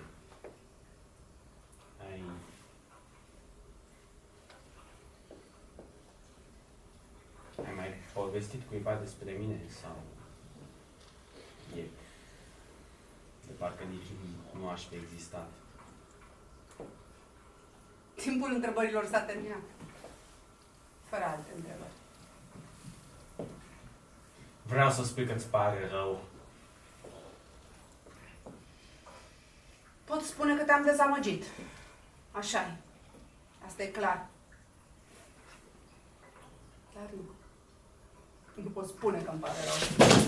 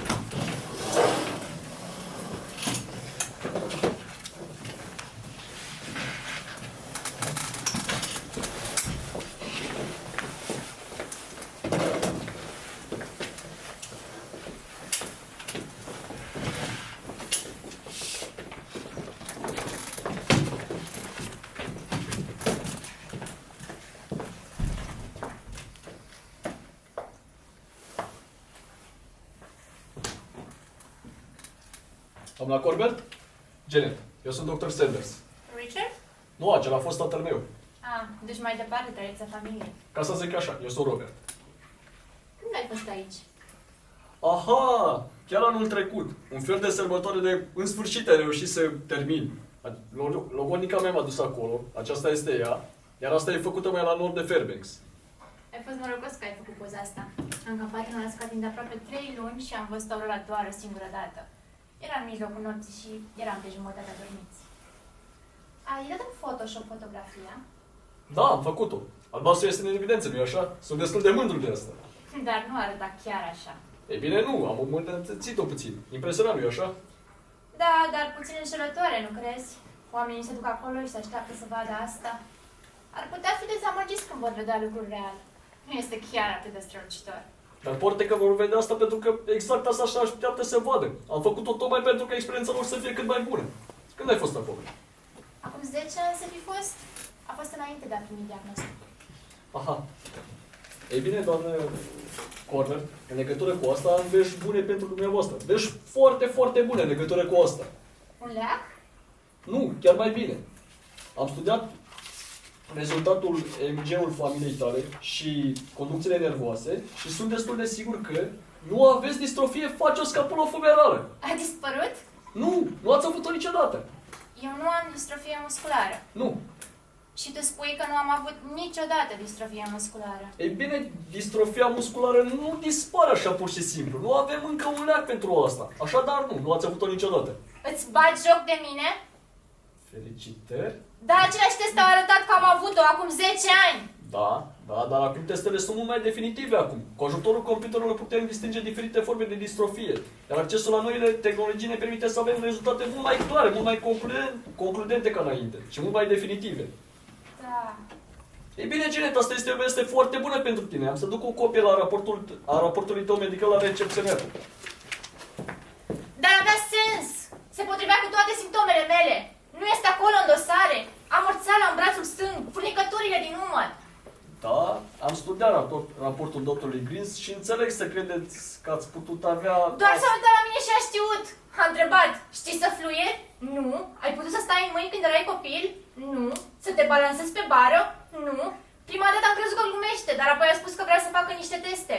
Credea că aș putea avea o formă de distrofie musculară. Dar, Janet, avem accesul la noile tehnologii ne permite să avem rezultate mult mai clare. Și tehnologia medicală a evoluat excepțional până atunci. Dacă v-ați uitat doar un pic... Dar testele au dovedit-o. Mi-a plasat aceiași electrozi mici pe tot corpul meu, la fel ca și tine, și a făcut mușchii să se contracte. Doar că nu erau conectați la un computer. Am mișcat cleștii, au apăsat pe un comutator și s-au contractat. Flic, s-au contractat, flic, s-au contractat. Dar apoi mi-a pus preumflat și nu s-a întâmplat nimic. Zip, nimic. Așa că i-am mutat puțin și am încercat din nou. Nicio reacție. A fost înfiorător și concludent. FSH, distrofie fascioscapulohumerală, genetică, degenerativă, fără leac, fără tratament. Pa, pa! Dar, Janet, avem rezultate mult mai definitive acum. Dacă v-ați uitat doar un pic către noi... Stai puțin! Cum rămâne cu mama mea? Avea probleme la umăr exact ca mine. Doctorul Plin a spus că trebuie să fie avut și ea FSH.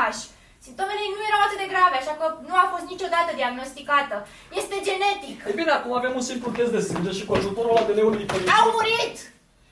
Înțeleg. Ei bine, aveți copii? În acest caz avem vești foarte bune pentru ei. Nu mi s-a părut o idee bună, având în vedere circumstanțele sănătății mele. Înțeleg. Chiar înțelegi? Multe lucruri se pot întâmpla în 10 ani, doctore. Ei bine, îmi dau seama că au putut exista unele repercusiuni cu privire la acest diagnostic. Unele repercusiuni, da, frumos cuvânt. Am renunțat la audiții pentru numele lui Dumnezeu. Știi ce înseamnă asta? Sunt actriță! Vezi tu? Am făcut greșeala de a căuta FSH pe internet. M-am gândit că mai multe informații ar putea fi de ajutor să-mi dea o idee cu ceea ce aveam de-a face. Și acolo erau toate aceste poze oribile cu oameni în stadii avansate, cu fețele topite, cu trunchiul slăbit, omoplați care ieșeau ca niște aripi de pasăre. Cariera mea era condamnată!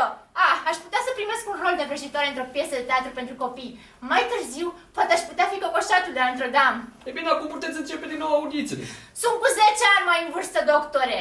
Asta face o mare diferență în profesia mea, mai ales pentru femei. Bine, mai am un pacient care mă așteaptă. Prietenul meu m-a părăsit! Asta s-a întâmplat în prima lună. Nu știu dacă a fost din cauza perspectivei de a fi urâtă sau dependența mea iminentă care l-au speriat. Desigur, pierderea lui a fost de fapt un beneficiu al diagnosticului vostru. Presupun că ar trebui să vă mulțumesc pentru asta? Nu a fost diagnosticul meu. Așa este, a fost al doctorului Green. Înseamnă că ai scăpat, nu-i așa? Poate că ar trebui să-l mai văd odată. S-a retras. Bineînțeles că da, iar tu i-ai luat locul. E minunat! Poate că ar fi mai bine să vorbiți cu secretara. De ce? E prea înfricoșător pentru tine? Să ai de-a face cu o persoană reală aici? Nu? Ai putea cel puțin să-mi scoți numele de pe lista de corespondențe MDA. Primesc revista aia stupidă în fiecare lună de 10 ani. Pur și simplu a apărut într-o zi în cutia poștală. Nici măcar nu am cerut-o. Vezi tu, era un membru oficial al clubului, o persoană cu distrofie musculară. Ai idee cum e cu adevărat? Era identitatea mea! Ei bine, îmi dau seama că va mai dura ceva timp până vă veți obișnui la noile informații, dar eu chiar cred că tu ar trebui... Ar trebui să fiu fericită? Bineînțeles că sunt fericită, sunt în extaz! Tocmai am aflat că mi-am petrecut ultimul deceniu din viață bazându-mă pe rahaturi. De ce nu aș fi fericită? Probabil că majoritatea oamenilor nu știu de ce au făcut ceea ce au făcut până acum. De ce te-ai făcut Dr. Robert? Ca să-i faci pe plac lui tati? Și am început să mănânc carne! Urăsc carnea! Am fost vegetariană timp de 25 de ani! Dar nu! Mușchii sunt proteine, m-am gândit. Trebuie să-mi dezvolt mușchii. Carnea este dezgustătoare și am cheltuit o mulțime de bani pe carne. E bine, dar nu trebuie să o mai mănânci acum. Dar de ce ar trebui să cred pe tine? Ai mult ar fi trebuit să-l cred pe el. Este o nebunie. Singurul lucru nebun de aici ești tu. Dacă te-ai uitat un pic peste noile cifre... Vreau să văd cifrele tale.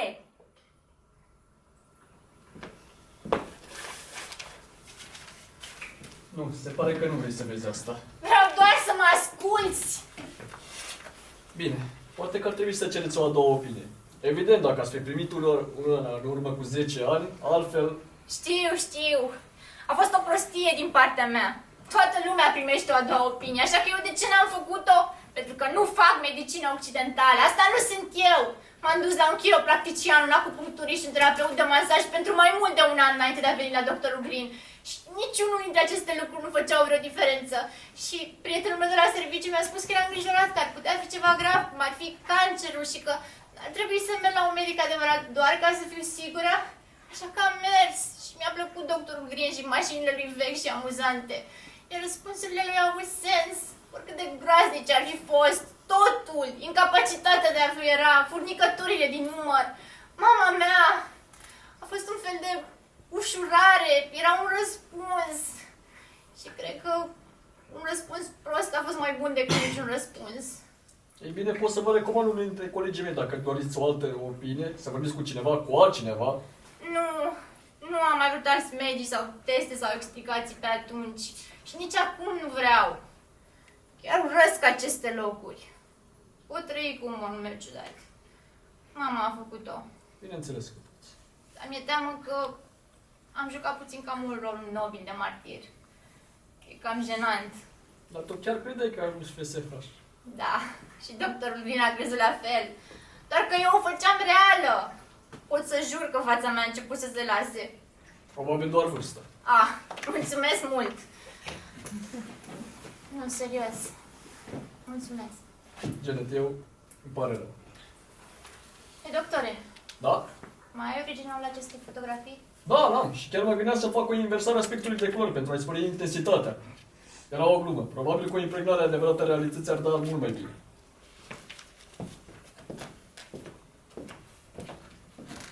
Bine ați venit în restul noii dumitale vieți, doamnă Corbett. Vai.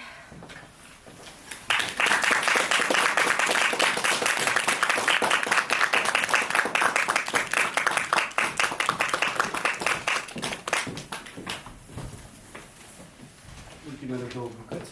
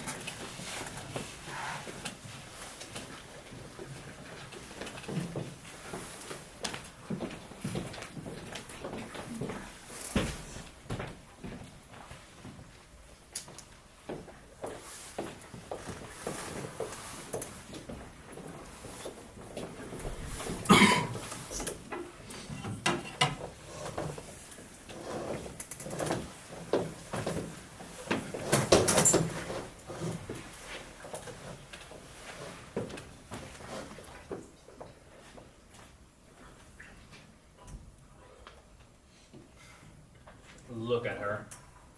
Oh, look at her. I thought she was dead. Have you read her reviews? She's been dead for years. God, and look at that outfit. The way that she walks It's her all over. and coming out the side. My God, she's embarrassing. Oh, embarrassing, please. There are so many ways she can embarrass herself. It must be difficult to choose just one. The hips, the boots, the hair. And that outfit? She looks like a tube of lipstick sweating gin. She's not a writer. She's an event. Perhaps her critics haven't seen her best work yet. They're not saying she has the critics haven't seen. Casting aspersion over her private part. My dear, she has no private parts. She's derivative. She is. Not like your stuff. Not like yours. She steals what she does. Actually, she had one good book a long time ago. What was it? Last year? The one about nuns. Lesbian nuns. A modern version of the Song of Bernadette. Only all the nuns were naked and without emotion. Bold. Right, bold. Tre. Bold. I used to shop where she shopped. She had the same sack of groceries every Friday. Nothing but cigarettes, condoms, and antidepressants. It must be difficult to get through a weekend. Of course. She's dead. She's dead. Definitely dead. Is it time? Is it time? No, it's not time. Check out the new boy. He's like a chauffeur. Look at his outfit. Is that a sharkskin suit? I think it's a real shark skin. God, look at that suit. It's got a reflection. I can actually see myself in that suit. You think it's too much? Not if he had a gun and a partner with a gun. What's his new book about?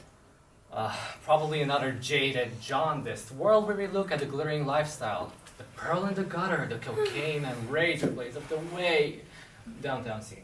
A kind of modern Madame Bovary. A modern La Boheme. A modern Faust. Only they're all naked and without emotion. Of course. Its book club sales are doing great in Westchester. Why not? He's derivative. Derivative. Derivative is what he is. Not like your stuff. No, like yours at all. He's dead. He's dead. Definitely dead.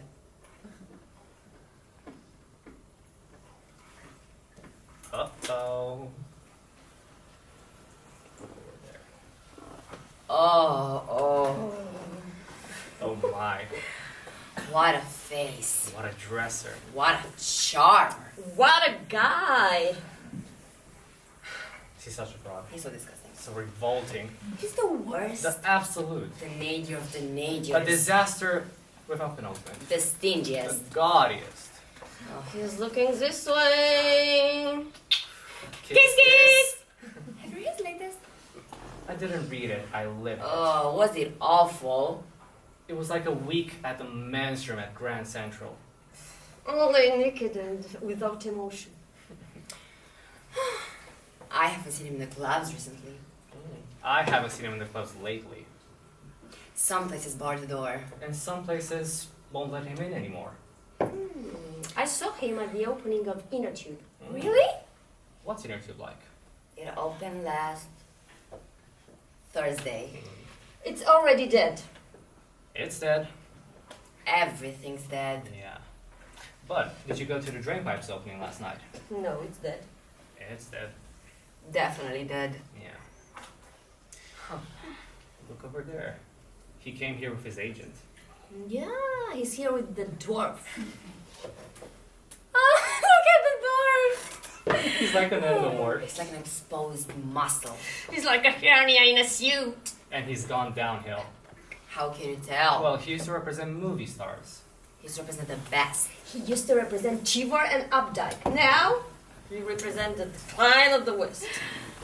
I wouldn't let him represent my stuff. I wouldn't let him represent your stuff either.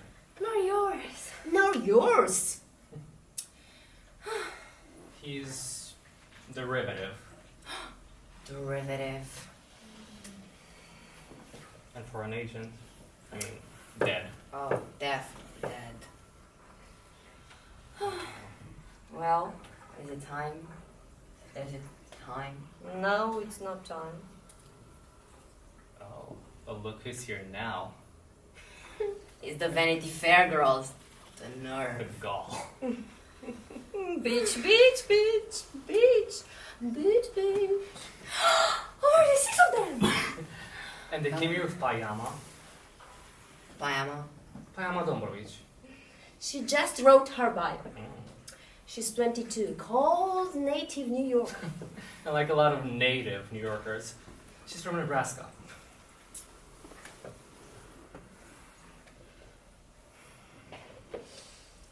I think she copied your stuff. You do? Oh, I think she stole your thunder. You do? Oh, I think she plagiarized your best stuff. Girl, from here to down But under. But don't worry, it's not like your stuff. Oh no, not like yours at all. Yeah, she steals. Yeah, she steals. She steals from us all. Not like your stuff. Not like your stuff either.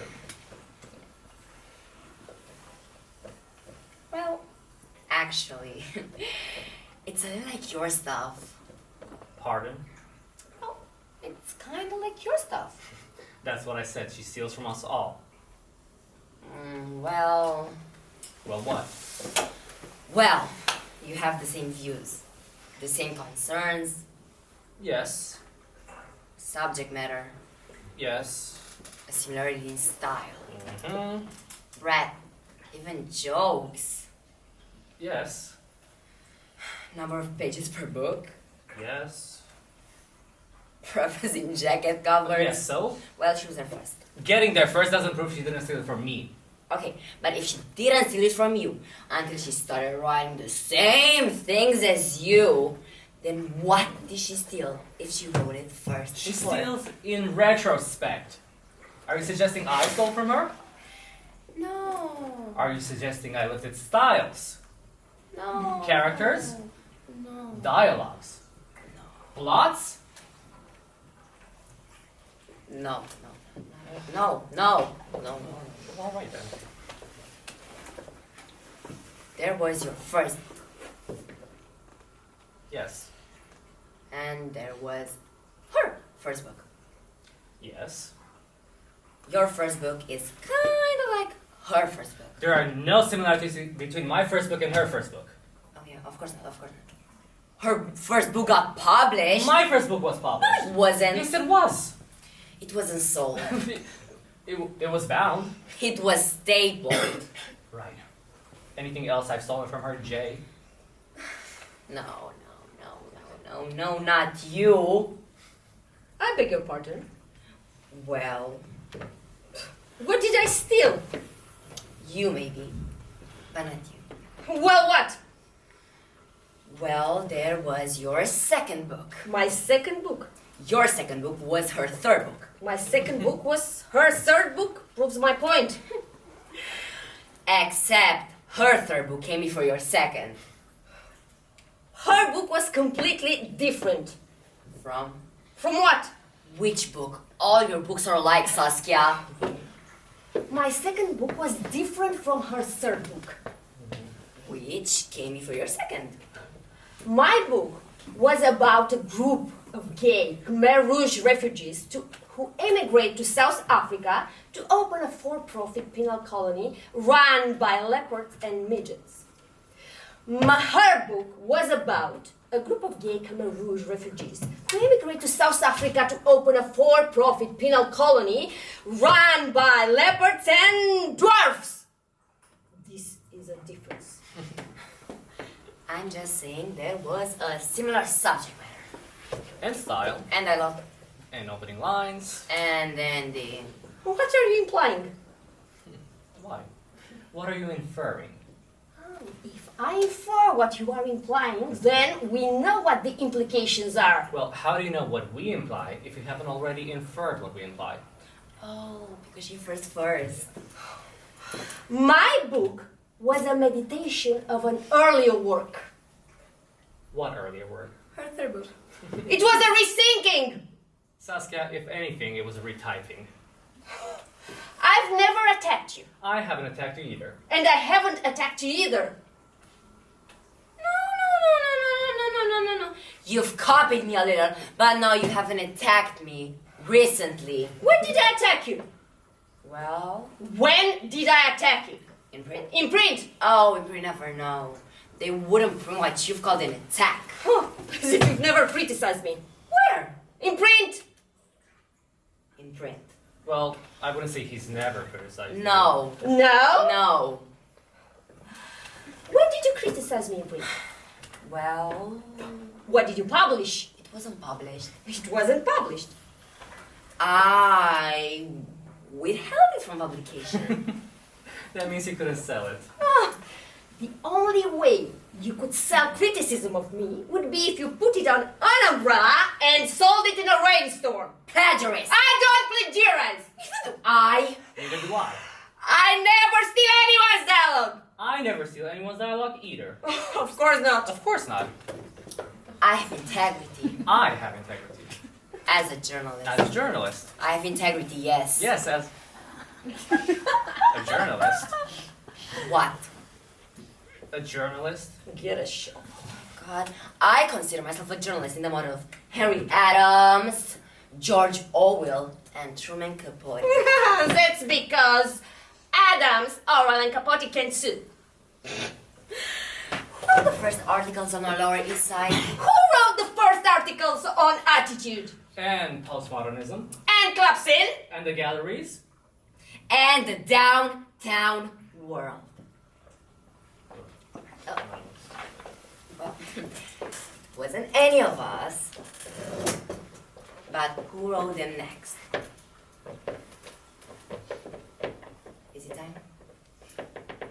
Shut up. Is it time? Shut up. I didn't mean to insult you. Sure. I did not mean to insult you. Sure.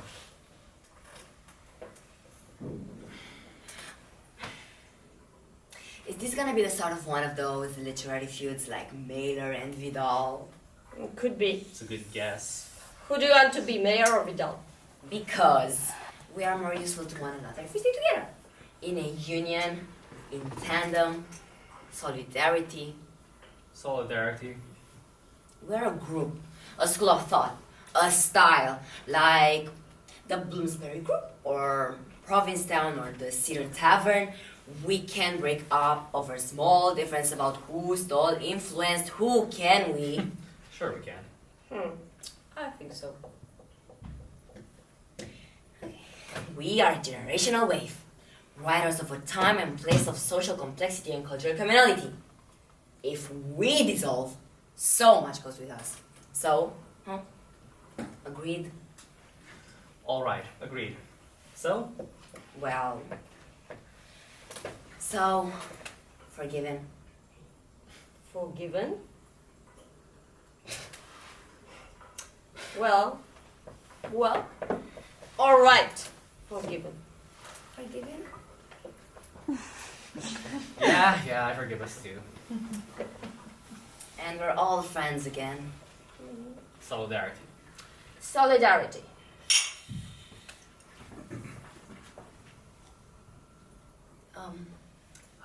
Is it time? Yes, I think it's time now. As writers. Yes. As writers. And artists. Jay, you clumsy. Please. You know, it is time now, so you have to move on. Yes. As artists. Writers. Leaders. Yes. Good evening. Table for two.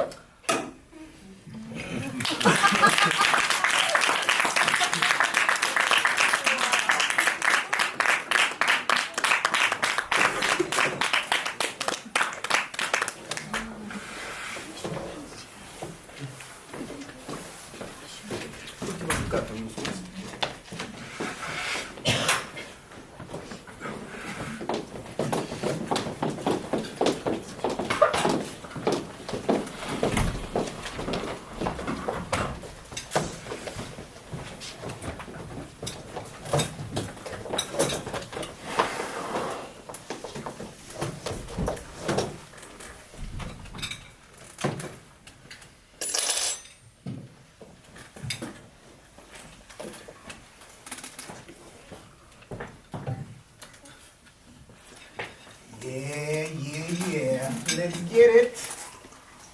Yeah, as I told you, this guy has done a remarkable job. No doubt about it. Thanks to him, this country is back on its feet again. But first, let's take care of that.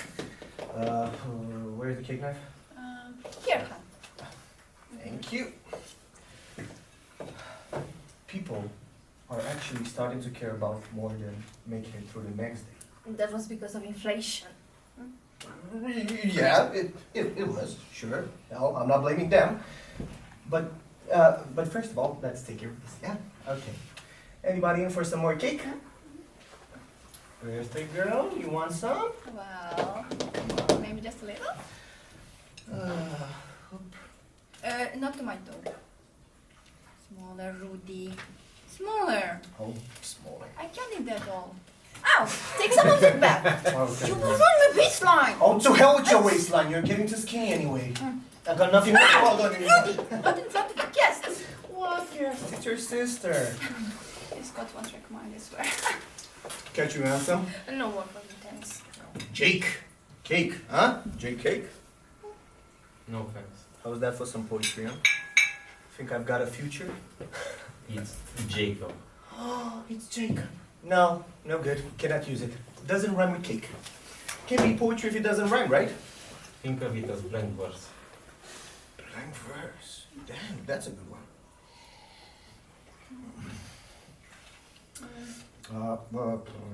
Where did I put my fork? You know?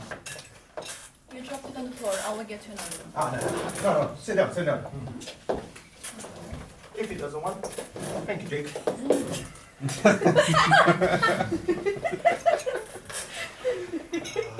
Oh yeah, Captain, sorry. Yeah, true. There was no fault. They were not to blame for it. They were scared to death, you know? Imagine having all your life savings being wiped out right in front of your eyes, right? Millions of people out of work. It was a desperate situation, no doubt about it. But what made it really bad was the fact that there was nobody in charge. There was no confidence in the future because there wasn't anybody to inspire it.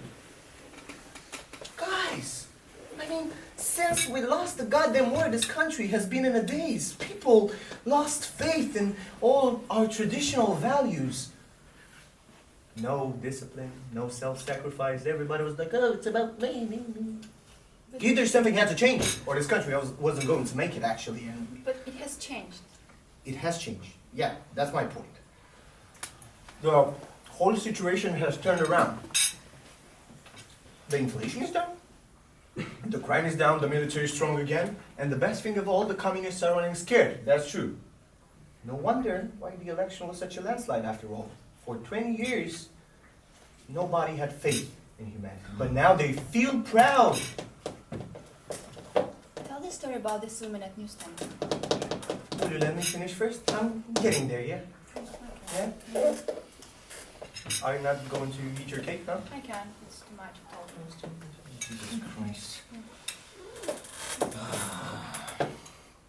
Yeah, so, the story. Here's a perfect example of what I'm talking about. The other day, I went to the newsstand to buy a paper, and there was this old lady. Must have been like, I don't know, 60, 65. Didn't look like she had much money. Anyway, from the moment we stepped in, all this woman did was to stare at me.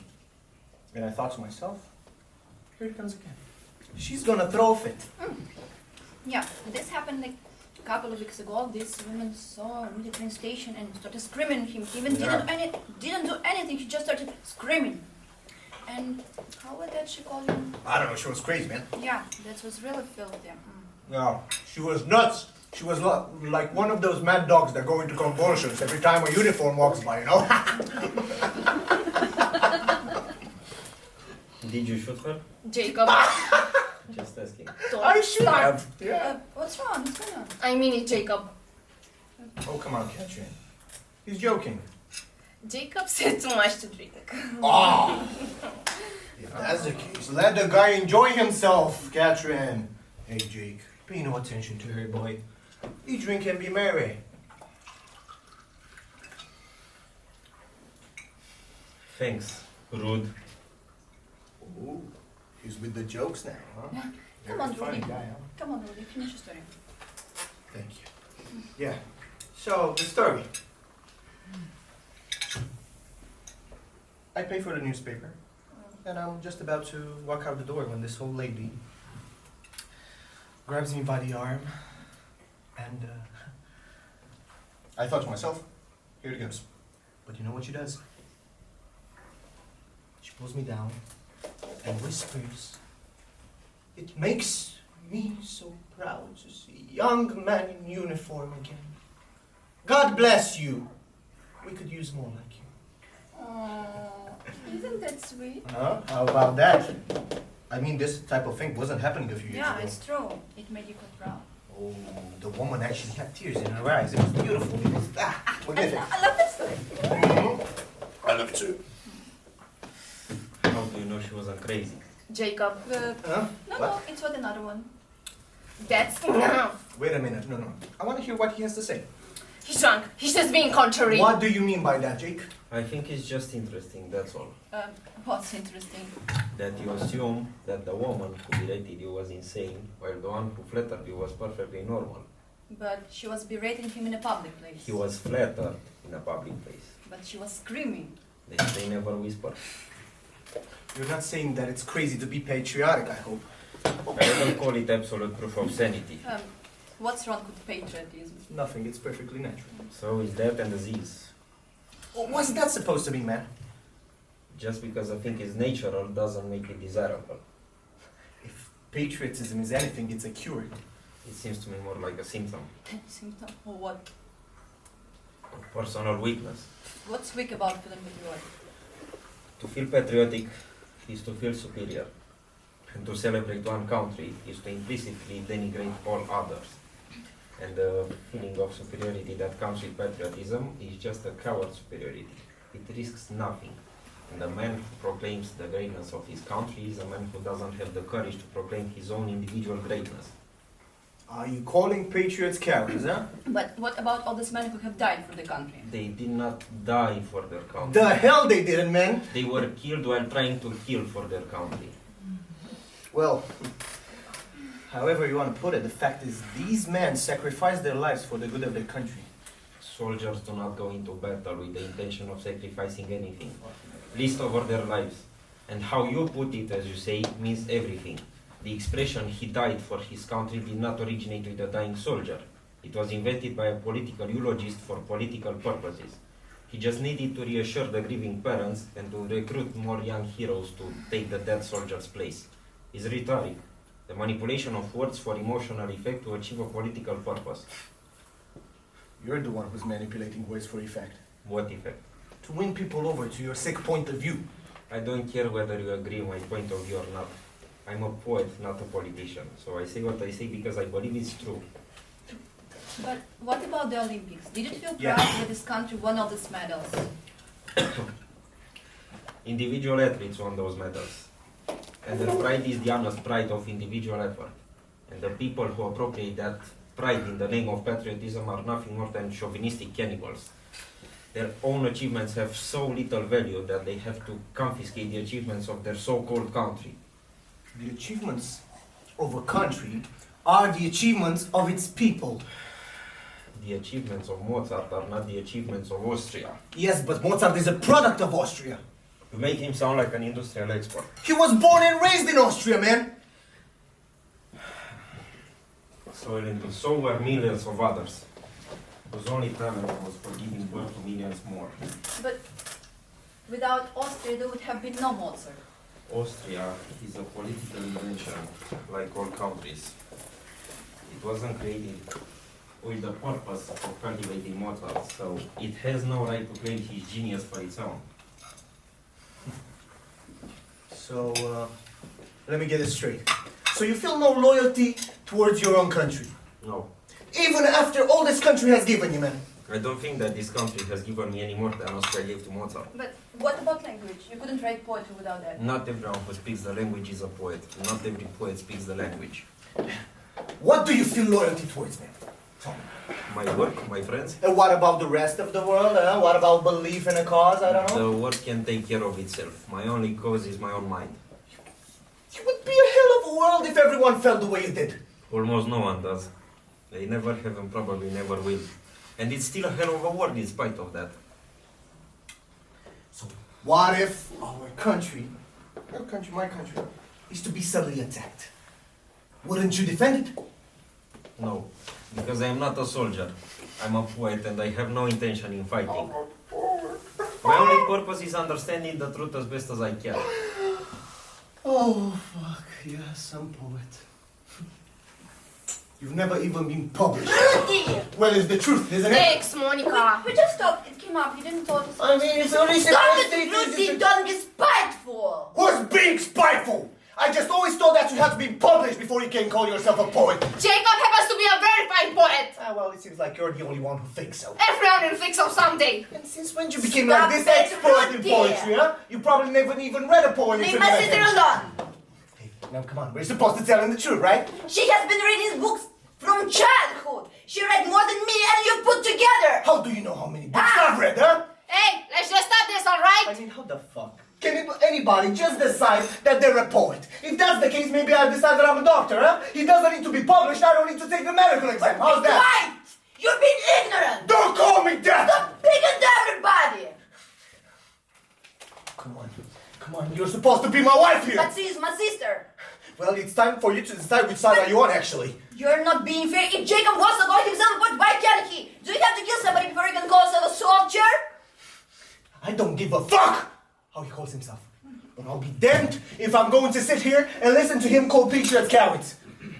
Because let me tell you something, Jake. I'm patriotic! And so is everybody in my squad!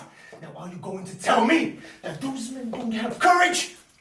I don't think it takes much courage to mindlessly march to your own death on someone's command. Are you calling soldiers mindless? You're fighting when you're ordered to fight. I condemn not having a mind of your own.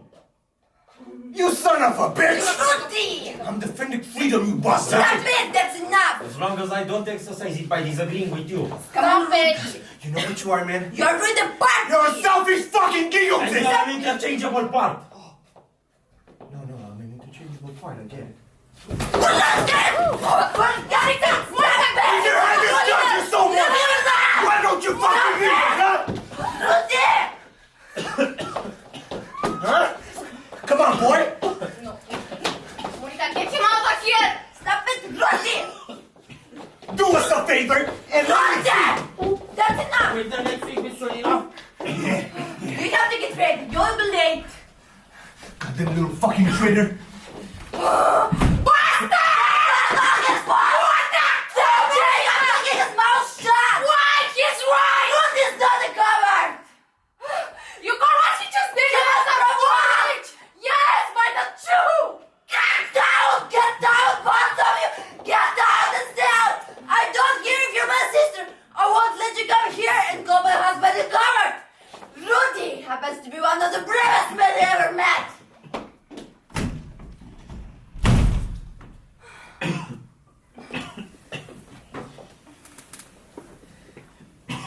Right? Leave me alone. Well, that was childish. It was true. So what? Did you have to say it? I meant about leaving next week. What? I am leaving next week. Or where?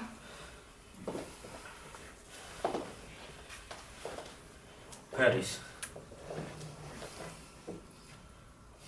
For how long? I'm not planning on coming back. What about me?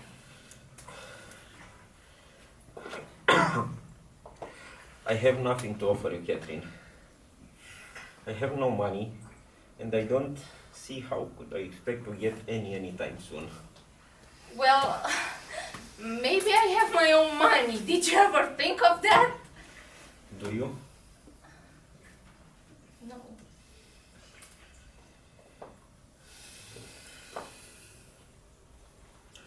I can't support you, Catherine. I just can't take that responsibility. It would interfere with my work. So you have to leave because of your work.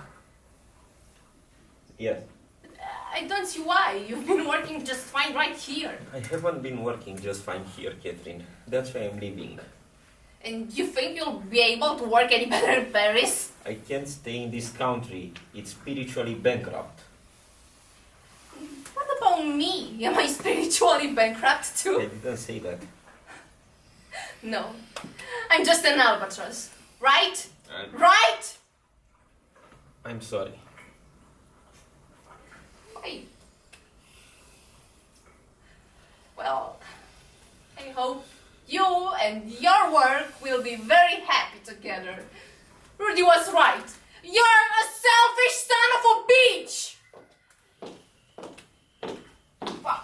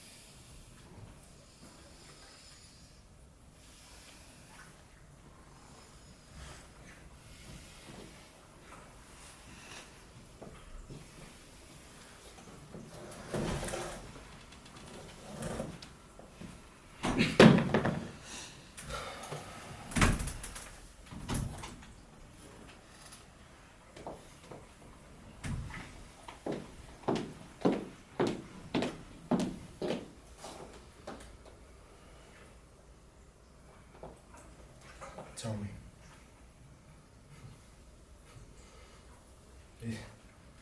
Is it me?